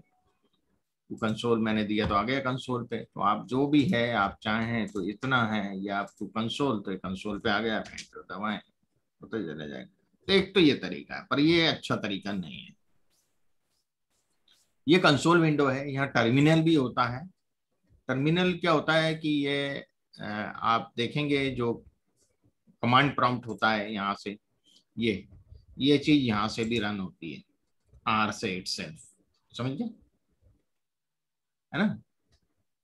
एक होता है जॉब्स, ये मैं बाद में बताऊंगा जब अपन इस पे वर्क करेंगे, अभी मैं यहाँ नहीं कर रहा हूँ। तो टर्मिनल की भी हमें जरूरत नहीं है, हमें खाली कंसोल की जरूरत है। सेकंड विंडो जो है ये एनवायरमेंट विंडो कहलाती है। वैसे ये थर्ड विंडो है। फर्स्ट ये सेकंड विंडो है कंसोल वाली। फर्स्ट विंडो क्या होगी मैं बताता हूँ। आप देखिएगा बिल्कुल लेफ्ट कॉर्नर पे जाएं या क्लिक करें आर स्क्रिप्ट, एक विंडो और ओपन हो गई, करके देखिए। क्या बोलना होगा सर उसमें? प्लस, सॉरी ये इधर गए, हाँ। आर स्क्रिप्ट पहला वाली अच्छा। क्लिक करेंगे, एक विंडो ओपन हो जाएगी इसकी। हो गई? Yes sir. अब अपने पास कितनी विंडो है? 4 विंडो है। और सर ये वापस बताइएगा प्लीज, ये फर्स्ट विंडो कहाँ से आएगी? फाइल से? ये यहाँ पे अच्छा, फाइल से भी आ जाएगा, बस यही जो इधर दिया है ना, इसे आर स्क्रिप्ट पे क्लिक करेंगे, कंट्रोल शिफ्ट एन से भी आ जाएगा। ये आपकी स्क्रिप्ट विंडो है। हम जो भी टाइप करते हैं वो स्क्रिप्ट विंडो में टाइप करते हैं, और स्क्रिप्ट विंडो की एक खासियत होती है कि रियल टाइम पे सेव करती है। मतलब आपका सिस्टम ऑटोमेटिक बंद हो गया तो ऑटोमेटिक वो सेव रहेगी, चाहे आपने वो स्क्रिप्ट को अनटाइटल्ड 1 ही रहने दिया है, आपने किसी नाम से सेव नहीं भी किया है तो भी ये सेव है। आपका वो स्क्रिप्ट का लिखा हुआ कहीं नहीं गया, समझ गए आप? तो सबसे बड़ा बेनिफिट ये है स्क्रिप्ट विंडो का कि रियल टाइम पे सेव होती है। ठीक है, ग्लोबल एनवायरनमेंट में तो हिस्ट्री सेव हो रही है उसकी है? जो हम यहाँ पे कमांड दे रहे हैं वो जो ग्लोबल एनवायरनमेंट है उसको भी सेव हो रहा है ना। हाँ, ये रन करेंगे तो स्क्रिप्ट विंडो से। अब मैं आपको बताता हूँ, मैं कुछ वैल्यू चेंज करता हूँ। x बराबर 9 लिख रहा हूं मैं, यदि खाली एंटर दबाता हूं तो कोई चेंज हुआ क्या ग्लोबल एनवायरनमेंट में? एंटर दबाइए, आप x बराबर 9 रख के खाली एंटर दबाइए, कोई चेंज हो रहा है क्या? x की जगह 5 ही लिख रहा है, वो 9 तो लिख ही नहीं रहा है। करके देखिए, नहीं हो रहा ना। तो स्क्रिप्ट में यदि एंटर दबाएंगे तो वो नीचे जैसे वर्ड में होता है ना, वो नीचे चले जाएगा बस कर्सर। स्क्रिप्ट को रन करवाना पड़ता है, कंसोल को रन नहीं करवाना पड़ता। कंसोल में एंटर दबाएंगे तो वो नीचे आउटपुट दे देगा। सर अगर स्क्रिप्ट में हमको एडिट करना है, जैसे कुछ स्क्रिप्ट हमने रॉन्ग लिख लिया और उसको एडिट करना है तो कर सकते हैं ना, कोई दिक्कत नहीं है। मैं ट्राई किया, हो नहीं रहा सर। देखिए ये मैंने 9 लिख दिया है, मैंने इसको बैक स्पेस किया, मैंने 11 लिख दिया। अच्छा अच्छा, कंसोल में नहीं कर सकते, इसमें कर सकते हैं ना? हाँ, कंसोल में नहीं कर सकते। Okay okay, got it. ठीक है, अब मैं इसको रन करना पड़ेगा। यदि मैं एंटर दबाऊंगा तो ये तो आगे कर्सर बढ़ जाएगा, ये रन तो हो नहीं रहा है। हाँ लाइन पे कहीं भी कर्सर रख दूं और रन बटन को दबा दूं, अब देखिएगा x बराबर 11 आ गया, ग्लोबल एनवायरनमेंट में नहीं आया, आ गया। अब रन हुई स्क्रिप्ट, गॉट इट। तो हमारे एसक्यूएल जैसा ही है सर ये थोड़ा हाँ बहुत। हाँ। और दूसरा तरीका है, शॉर्ट की है कि आप कर्सर रख दें उस लाइन पे, कभी कंट्रोल एंटर, कंट्रोल दबा के एंटर दबाएंगे, जैसे मैं अब कर देता हूं 17 और कंट्रोल एंटर, देखिए रन कर गया, आगे समझ में। तो ये कंट्रोल एंटर सॉफ्ट की आप लोग नोट कर लें कि ये स्क्रिप्ट से कमांड रन करने के लिए है, रन कमांड है स्क्रिप्ट का, कंट्रोल एंटर, क्लियर।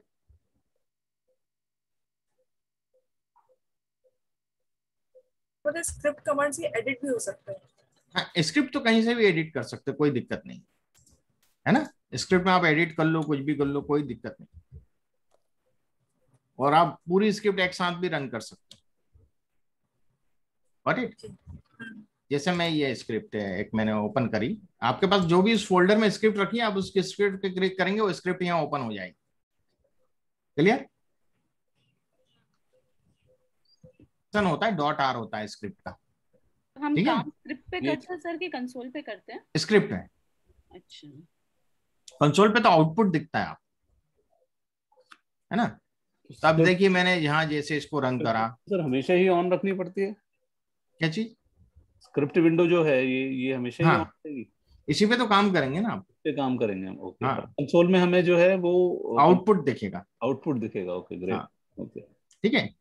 और इसको जैसे मैं रन कर रहा हूं अभी, देखिए मैं इतना एक साथ में बता रहा हूँ, मल्टीपल लाइन भी रन कर सकते हैं एक साथ, तो आप इतना मैं एक साथ रन कर रहा हूं, देखिएगा। X11 से मैंने रन किया, इसका क्लास भी पूछा, तो क्लास बता रहे न्यूमरिक क्लास है, y बराबर 9 रन हुआ, देखिए 11 और 9 हो गई यहाँ, न्यूमरिक क्लास है। फिर x11 बता रहा है, x प्लस वाई 20 बता रहा है, 9 plus 11 20, x minus y 2, 11 minus 9 2, x into y 99, 11 into 9 99, x divided by 1.222, 11 divided by 9, okay. मतलब आप मल्टीपल लाइन या पूरी स्क्रिप्ट भी एक साथ रन करा सकते हैं, क्लियर है ना। तो आपको ये चीज समझ में आई कि भाई ये विंडो पहला स्क्रिप्ट कैसे ओपन करेंगे। अब इस स्क्रिप्ट को मुझे मान लीजिए अनटाइटल्ड 1 को सेव करना है किसी नाम से, मैं सेव नहीं भी करता हूं, अभी मैं इधर लिख देता हूं y बराबर 18 और भी कुछ लिख देता हूं x plus y, x minus y, x into y, into के लिए एस्ट्रिक साइन यूज होगा, x डिवाइडेड बाय y, है ना। ये मैंने कर दिया और मैंने ये बंद कर दिया और डोंट सेव कर दिया, ये बंद हो गया। अब मैं नेक्स्ट टाइम आर ओपन किया, देखिएगा अनटाइटल्ड में जहां तक लिखा था वहां तक है कि नहीं है स्क्रिप्ट में, मतलब मैंने तो सेव किया नहीं था। रियल टाइम सेव होता है, तो आपको घबराने की जरूरत, जैसे माइक्रोसॉफ्ट वर्ड में क्या होता है, कुछ टाइम के बाद, इंटरवल के बाद सेव होता है ना। अपन टाइप करते हैं तो कई बार अपन टाइप सेव करना भूल जाते हैं, तो वो जितना अपन ने टाइप किया है 10 मिनट 15 मिनट वो सब गायब हो जाता है, ऑटोमेटिक सिस्टम बंद हो जाता है। ऐसा इसमें नहीं है, तो इसमें आपको वो टेंशन ही नहीं रखना है कि आप एनालिसिस कर रहे हैं, आपके दिमाग में दूसरा टेंशन नहीं होना चाहिए, है ना, कि भाई ये सेव होगा, कंट्रोल एस दबाना है, कंट्रोल एस दबाओ, ये होनी नहीं चाहिए। आप तो बेफिक्र होकर के टाइप करते जाइए जो भी आपको स्क्रिप्ट टाइप करना, जो एनालिसिस कर रहा है, ठीक है। वो पूरी जवाबदारी आर ने ले रखी है कि वो सेव करके रखेगा, ठीक है। अब मुझे इसको कुछ नाम देना है स्क्रिप्ट को, मैं कर्सर रखूंगा स्क्रिप्ट में, कहीं भी कर्सर रख सकता हूं, है ना। और कंट्रोल एस, देखिए राजेश फोल्डर में ही खुला है ना। और जहां भी रखना है मुझे इसी फोल्डर में रखना है, तो मैं क्यों जाऊंगा, ब्राउज करूंगा, मैं नाम दे देता हूं इसको, राजेश ही नाम दे देता हूँ, स्क्रिप्ट को राज नाम दे देता हूं, ठीक है। तो देखिएगा राज डॉट आर के नाम से फाइल बन गई। मैंने इसको यहां से हटा दिया, यहाँ दिख रही फाइल मुझे, मुझे ओपन करना, मैं यहाँ क्लिक करूंगा, ओपन हो गया, ठीक है। तो एक मिनट वापस बताइएगा ये वाला, जो सेव तो कर लिया मैंने, सेव कर लिया, इसको यहाँ से क्लोज कर दीजिए। फिर आप इधर फाइल पे क्लिक करिएगा, राइट साइड में नीचे फाइल है, यहाँ दिख रहा है वही जिस फाइल से आप जिस नाम से फाइल बनाई, दिख रहा है वो डॉट आर करके,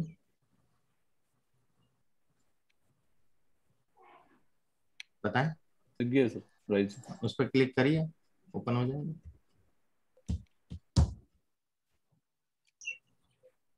आगे समझ में आपको इतना? Right sir. आज अपन क्या समझ रहे हैं, खाली इसकी फंक्शनिंग समझ रहे हैं, है ना। कल से अपन इसका बेसिक जो डेटा टाइप्स है वो सब अपन कल पढ़ेंगे, आज खाली अपन फंक्शनिंग समझेंगे इसकी, है ना। मेन फंक्शनिंग तो यही है कि हमें प्रोजेक्ट कैसे क्रिएट करना है, ओपन प्रोजेक्ट कैसे करना है, स्क्रिप्ट क्या है, स्क्रिप्ट कैसे सेव होती है, नई स्क्रिप्ट कैसे लाना है, या अपने फोल्डर में जो स्क्रिप्ट है। अच्छा एक बात ध्यान रखिएगा, यहाँ फाइल्स में से कुछ भी आपने क्लिक किया और उसको डिलीट मारा, आपके कंप्यूटर में से गायब हो जाएगा, ध्यान रखिएगा।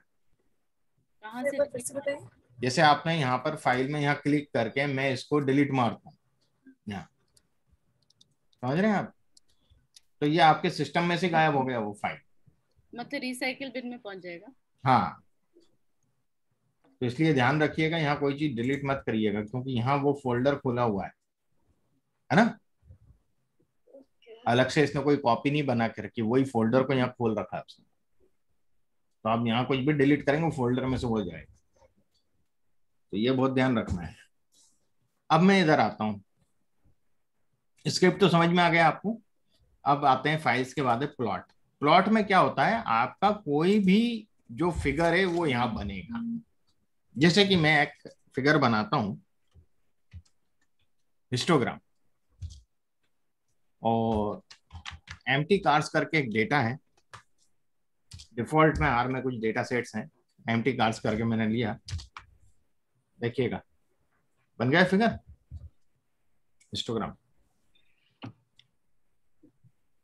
तो यहाँ जो भी आप बनाएंगे प्लॉट्स वो यहाँ शो होगा, क्लियर। हम भी सिर्फ एम्प्टी कार्ड्स लिख दें स्क्रिप्ट? हाँ हाँ हाँ हाँ, हो जाएगा, कोई डाउनलोड करने की जरूरत नहीं है आपको। एम्प्टी कार्स डॉलर, और वो जैसे डॉलर लगाएंगे तो पूरे वेरिएबल के नाम बताएगा वो, उसमें से जिसको सिलेक्ट करना है, माइलेज है या, पर जैसे कैटेगरिकल होगा तो नहीं करेगा, उसका हिस्टोग्राम नहीं बनाएगा, बाकी का बना देगा कंटिन्यूस वेरिएबल। सर क्या नाम क्या है फाइल का? Empty cars. Empty cars dollar करना है ना? हाँ, डॉलर का मतलब होता है कि उसके वेरिएबल बताएगा, उसमें जितने भी कॉलम, नहीं स्मॉल में, नहीं ब्रैकेट में, हाँ ब्रैकेट में लिखना है, लिखनी है HIST ब्रैकेट एम्प्टी कार्स। हाँ हाँ, HIST फॉर है हिस्टोग्राम, HIST हिस्टोग्राम का शॉर्ट फॉर्म, मैं हिस्टोग्राम ड्रॉ कर रहा हूँ, ओके। सर अगर हम एम्प्टी कार्स जो है वो डेटा सेट है, और माइलेज जो है उसका एक कॉलम है उस डेटा सेट में, माइलेज। क्लियर बन रहा है आप लोगों के इसमें? हाँ सर बन गया तो सर। ये एम्प्टी कार्ड्स कहाँ से आया, मतलब डेटा कहाँ से आया ये? देखिएगा मैं बताऊं, आर में बहुत से डेटा सेट हैं, आप डेटा लिखिए खाली, और ये ऐसे ब्लैंक छोड़ दीजिए, है ना, ब्रैकेट, क्लियर, और कंट्रोल, हाँ कंट्रोल एंटर दबाइए, देखिएगा आर डेटा सेट्स दिख रहे हैं आपको। डेटा लिखना है खाली और ब्रैकेट ब्लैंक छोड़ना है, और कंट्रोल एंटर कर दीजिए, आपको साइड में एक विंडो खुल जाएगा, और उसमें पूरे जितने डेटा सेट्स हैं आर में डिफॉल्ट में सीखने के लिए, वो सब यहाँ मिल जाएंगे आपको। नहीं मेरे इसमें एम्प्टी कार्ड्स है ही नहीं, है सिर्फ कार्ड। रन नहीं हो रहा क्या ये आप कर रहे हैं तो उसमें पूरा डालिए, मेरे आ रहा है इसमें empty cars, empty cars dollar mileage, अच्छा एम्प्टी मतलब MNT? हाँ वो एम्प्टी, खाली कार्स नहीं। अच्छा मैं एम्प्टी, ओके ओके, मैं खाली car. Empty empty cars, not empty. अच्छा सर जैसे एक हमको एक्स एंड वाई का मीन लेना है तो कैसे करेंगे हम? हाँ मैं बता आ रहा हूँ, उसी पॉइंट पे आओ। सर ये जो डेटा पूरा जो सेट दिखा रहा है, जैसे ये चिक वेट, डीएनए एंड फॉर्मेल्डिहाइड, इसका क्या सिग्निफिकेंस है? ये अलग अलग डेटा सेट है। जैसे फॉर्मेल्डिहाइड अपन ओपन करते हैं यहाँ, है ना, तो मैं आपको बताता हूँ, किसी भी नाम से उसको ऑब्जेक्ट नेम दे दें, है ना। तो मैं नाम दे देता हूँ DF, डेटा फ्रेम, है ना, एक ऑब्जेक्ट नेम शॉर्ट उसमें। और मैं यहाँ से फॉर्मेल्डिहाइड कॉपी किया और इसको यहाँ पेस्ट कर, ठीक है। ये नहीं समझ में आया, डीएफ क्या किया आपने? कॉपी कर लिया मैंने वो डेटा सेट। डीएफ क्या है सर? ये सब डेटा सेट्स है मैडम, आर में डिफॉल्ट में, जिससे आप सीख सकते हैं। भाई कुछ तो डेटा सेट तो चाहिए ना हमें डिफॉल्ट में। मैं तो आपको शेयर करूंगा जो मेरे पास दूसरे डेटा सेट मैंने बना रखे, पर आर में खुद में इतने डेटा सेट्स हैं कि आप हर तरह का एनालिसिस उन डेटा सेट्स के थ्रू कर सकते हैं। अलग अलग डेटा सेट अलग अलग तरह के एनालिसिस के हिसाब से बनाए। क्लियर? और ये आर में साथ में आते हैं। डीएफ आपने जो लिखा है इसका मतलब डिफॉल्ट है? नहीं, DF for data frame. Data frame, okay. मतलब पर कुछ भी ऑब्जेक्ट है, XYZ कुछ भी दे सकता हूँ यहाँ। मैं ज्यादातर DF और MD देता हूँ नाम। My data, MD for abbreviation of my data and DF for data frame. Is it clear? तो डेटा फ्रेम 1 2 3 4 जो भी आप देना चाहें, मतलब एक छोटा एब्रीविएशन दे देते कि हमें बार बार टाइप करना पड़ता है ना ये। अब एम्प्टी कार्ड्स आपको टाइप करना पड़ रहा है पूरा। यदि मैं इसको नाम दे देता MD, तो मैं MD डॉलर लिखता तो माइलेज आ जाता। एम्प्टी कार्ड्स में कहीं मैं स्पेलिंग मिस्टेक कर दूंगा, मैं फॉर्मेल्डिहाइड लिखूंगा हमेशा, तो कहीं ना कहीं मैं मिस्टेक करूंगा स्पेलिंग में। तो मैंने एक DF नाम दे दिया, या FD नाम दे सकता हूँ, कुछ भी दे सकता हूँ। तो वो नाम मिलेगा जैसे हम अपने हिसाब से डाल रहे हैं? तो जैसे आपने डीएफ डाला, आप अपने हिसाब से डाल दीजिए कुछ भी। FD डाल दें, फॉर्मेल्डिहाइड का FE डाल दें, FD डाल दें, कुछ भी डाल दें। एक छोटा होना चाहिए, पर 2-3 लेटर का बस। तो सर ये नेम जैसे हमने x = 17 किया वैसे ही करना पड़ेगा डेटा फ्रेम के लिए भी? जैसे मैंने नाम अगर शॉर्टकट रखा हाँ, इक्वल कर सकते हैं। और ये वाला सिंबल भी होता है असाइन करने के लिए। ये कैसे आता है इसका आप नोट कर लें। एल्ट और माइनस, आपने जैसे DF लिखा और DF के बाद एल्ट माइनस, ये सिंबल आ जाए, ये भी असाइन करता है। इक्वल भी ले सकते हैं, ये भी ले सकते हैं। समझ गए? ये बेस्ट प्रैक्टिस कहलाता है, ये अच्छी प्रैक्टिस है। ये लेना चाहिए हमेशा आर में, इक्वल की जगह असाइन करने के लिए। Got it? अब देखिएगा मैं क्या कर रहा हूं। मैं फॉर्मेल्डिहाइड लिया हूं और इसको रन करता हूं, देखिएगा रन हो गया। तो ये डेटा फ्रेम में 6 ऑब्जर्वेशन है और 2 वेरिएबल्स हैं। कितने? 6 रोज है और 2 कॉलम्स है। मैं इस पे जैसे यहां क्लिक करता हूं, ये दे दिया इसने। क्लियर? ऐसे ही मैं यदि एम्प्टी कार्स को कोई नाम दे देता हूं MD,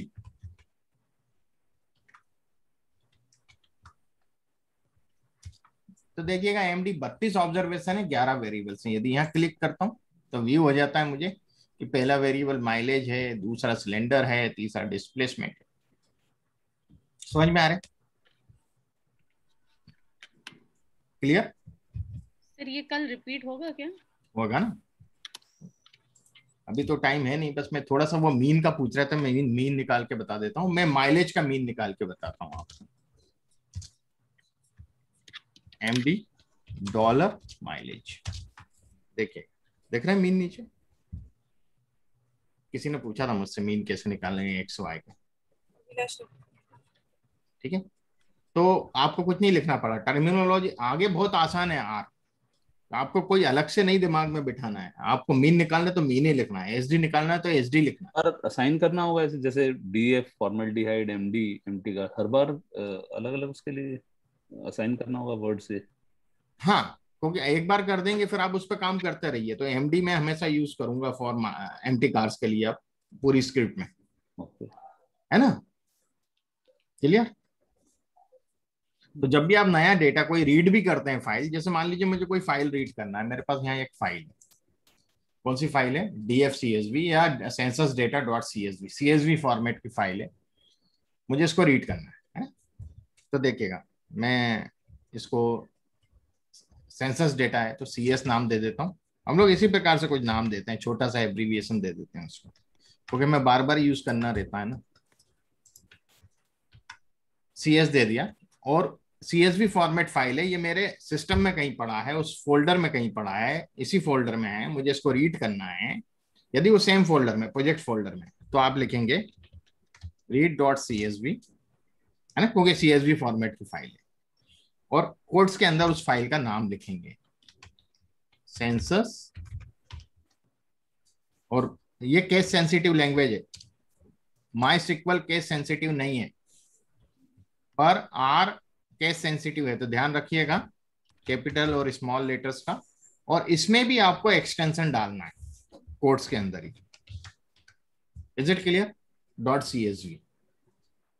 यदि आप एक्सटेंशन नहीं लिखेंगे, खाली फाइल का नाम लिखेंगे, ओपन नहीं होगा, रीड नहीं करेगा ये।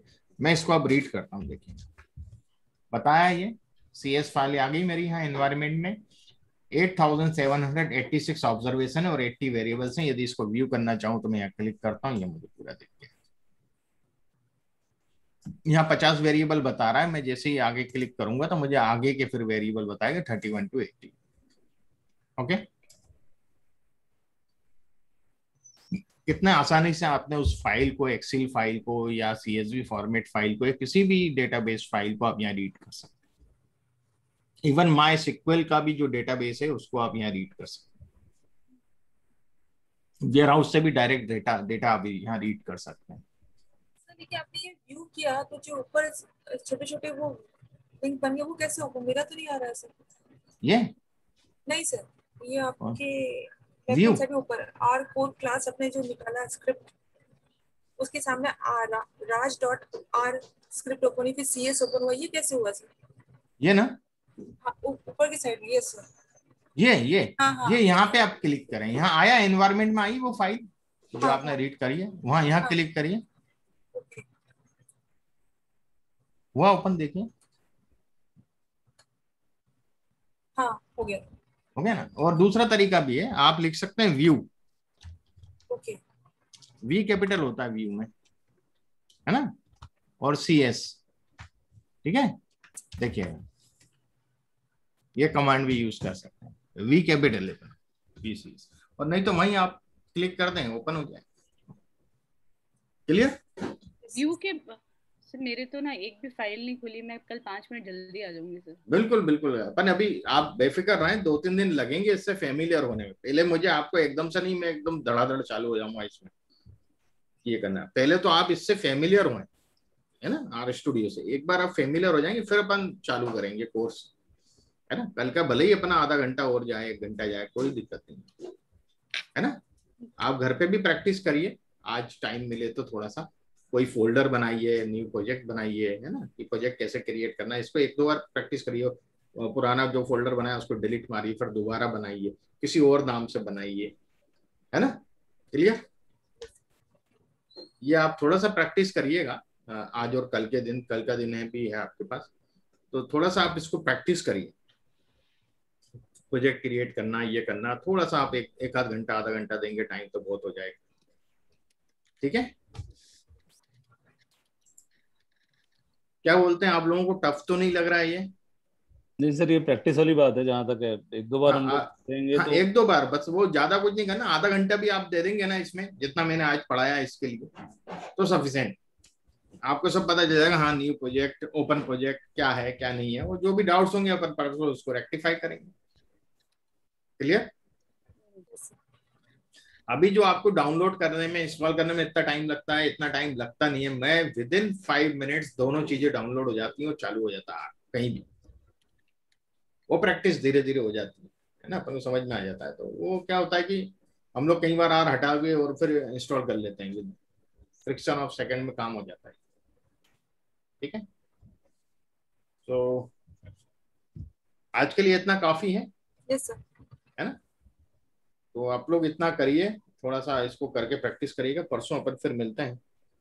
Okay sir. ठीक है सर, ओके, थैंक यू मैं सर। ये इसका Thank you, sir. रिकॉर्डिंग भी शेयर कर दूंगा थोड़ी देर से, जैसे ही रिकॉर्डिंग कंप्लीट होता है। ठीक, okay sir. Right sir, okay, thank you sir, thank you okay, sir. Thank you.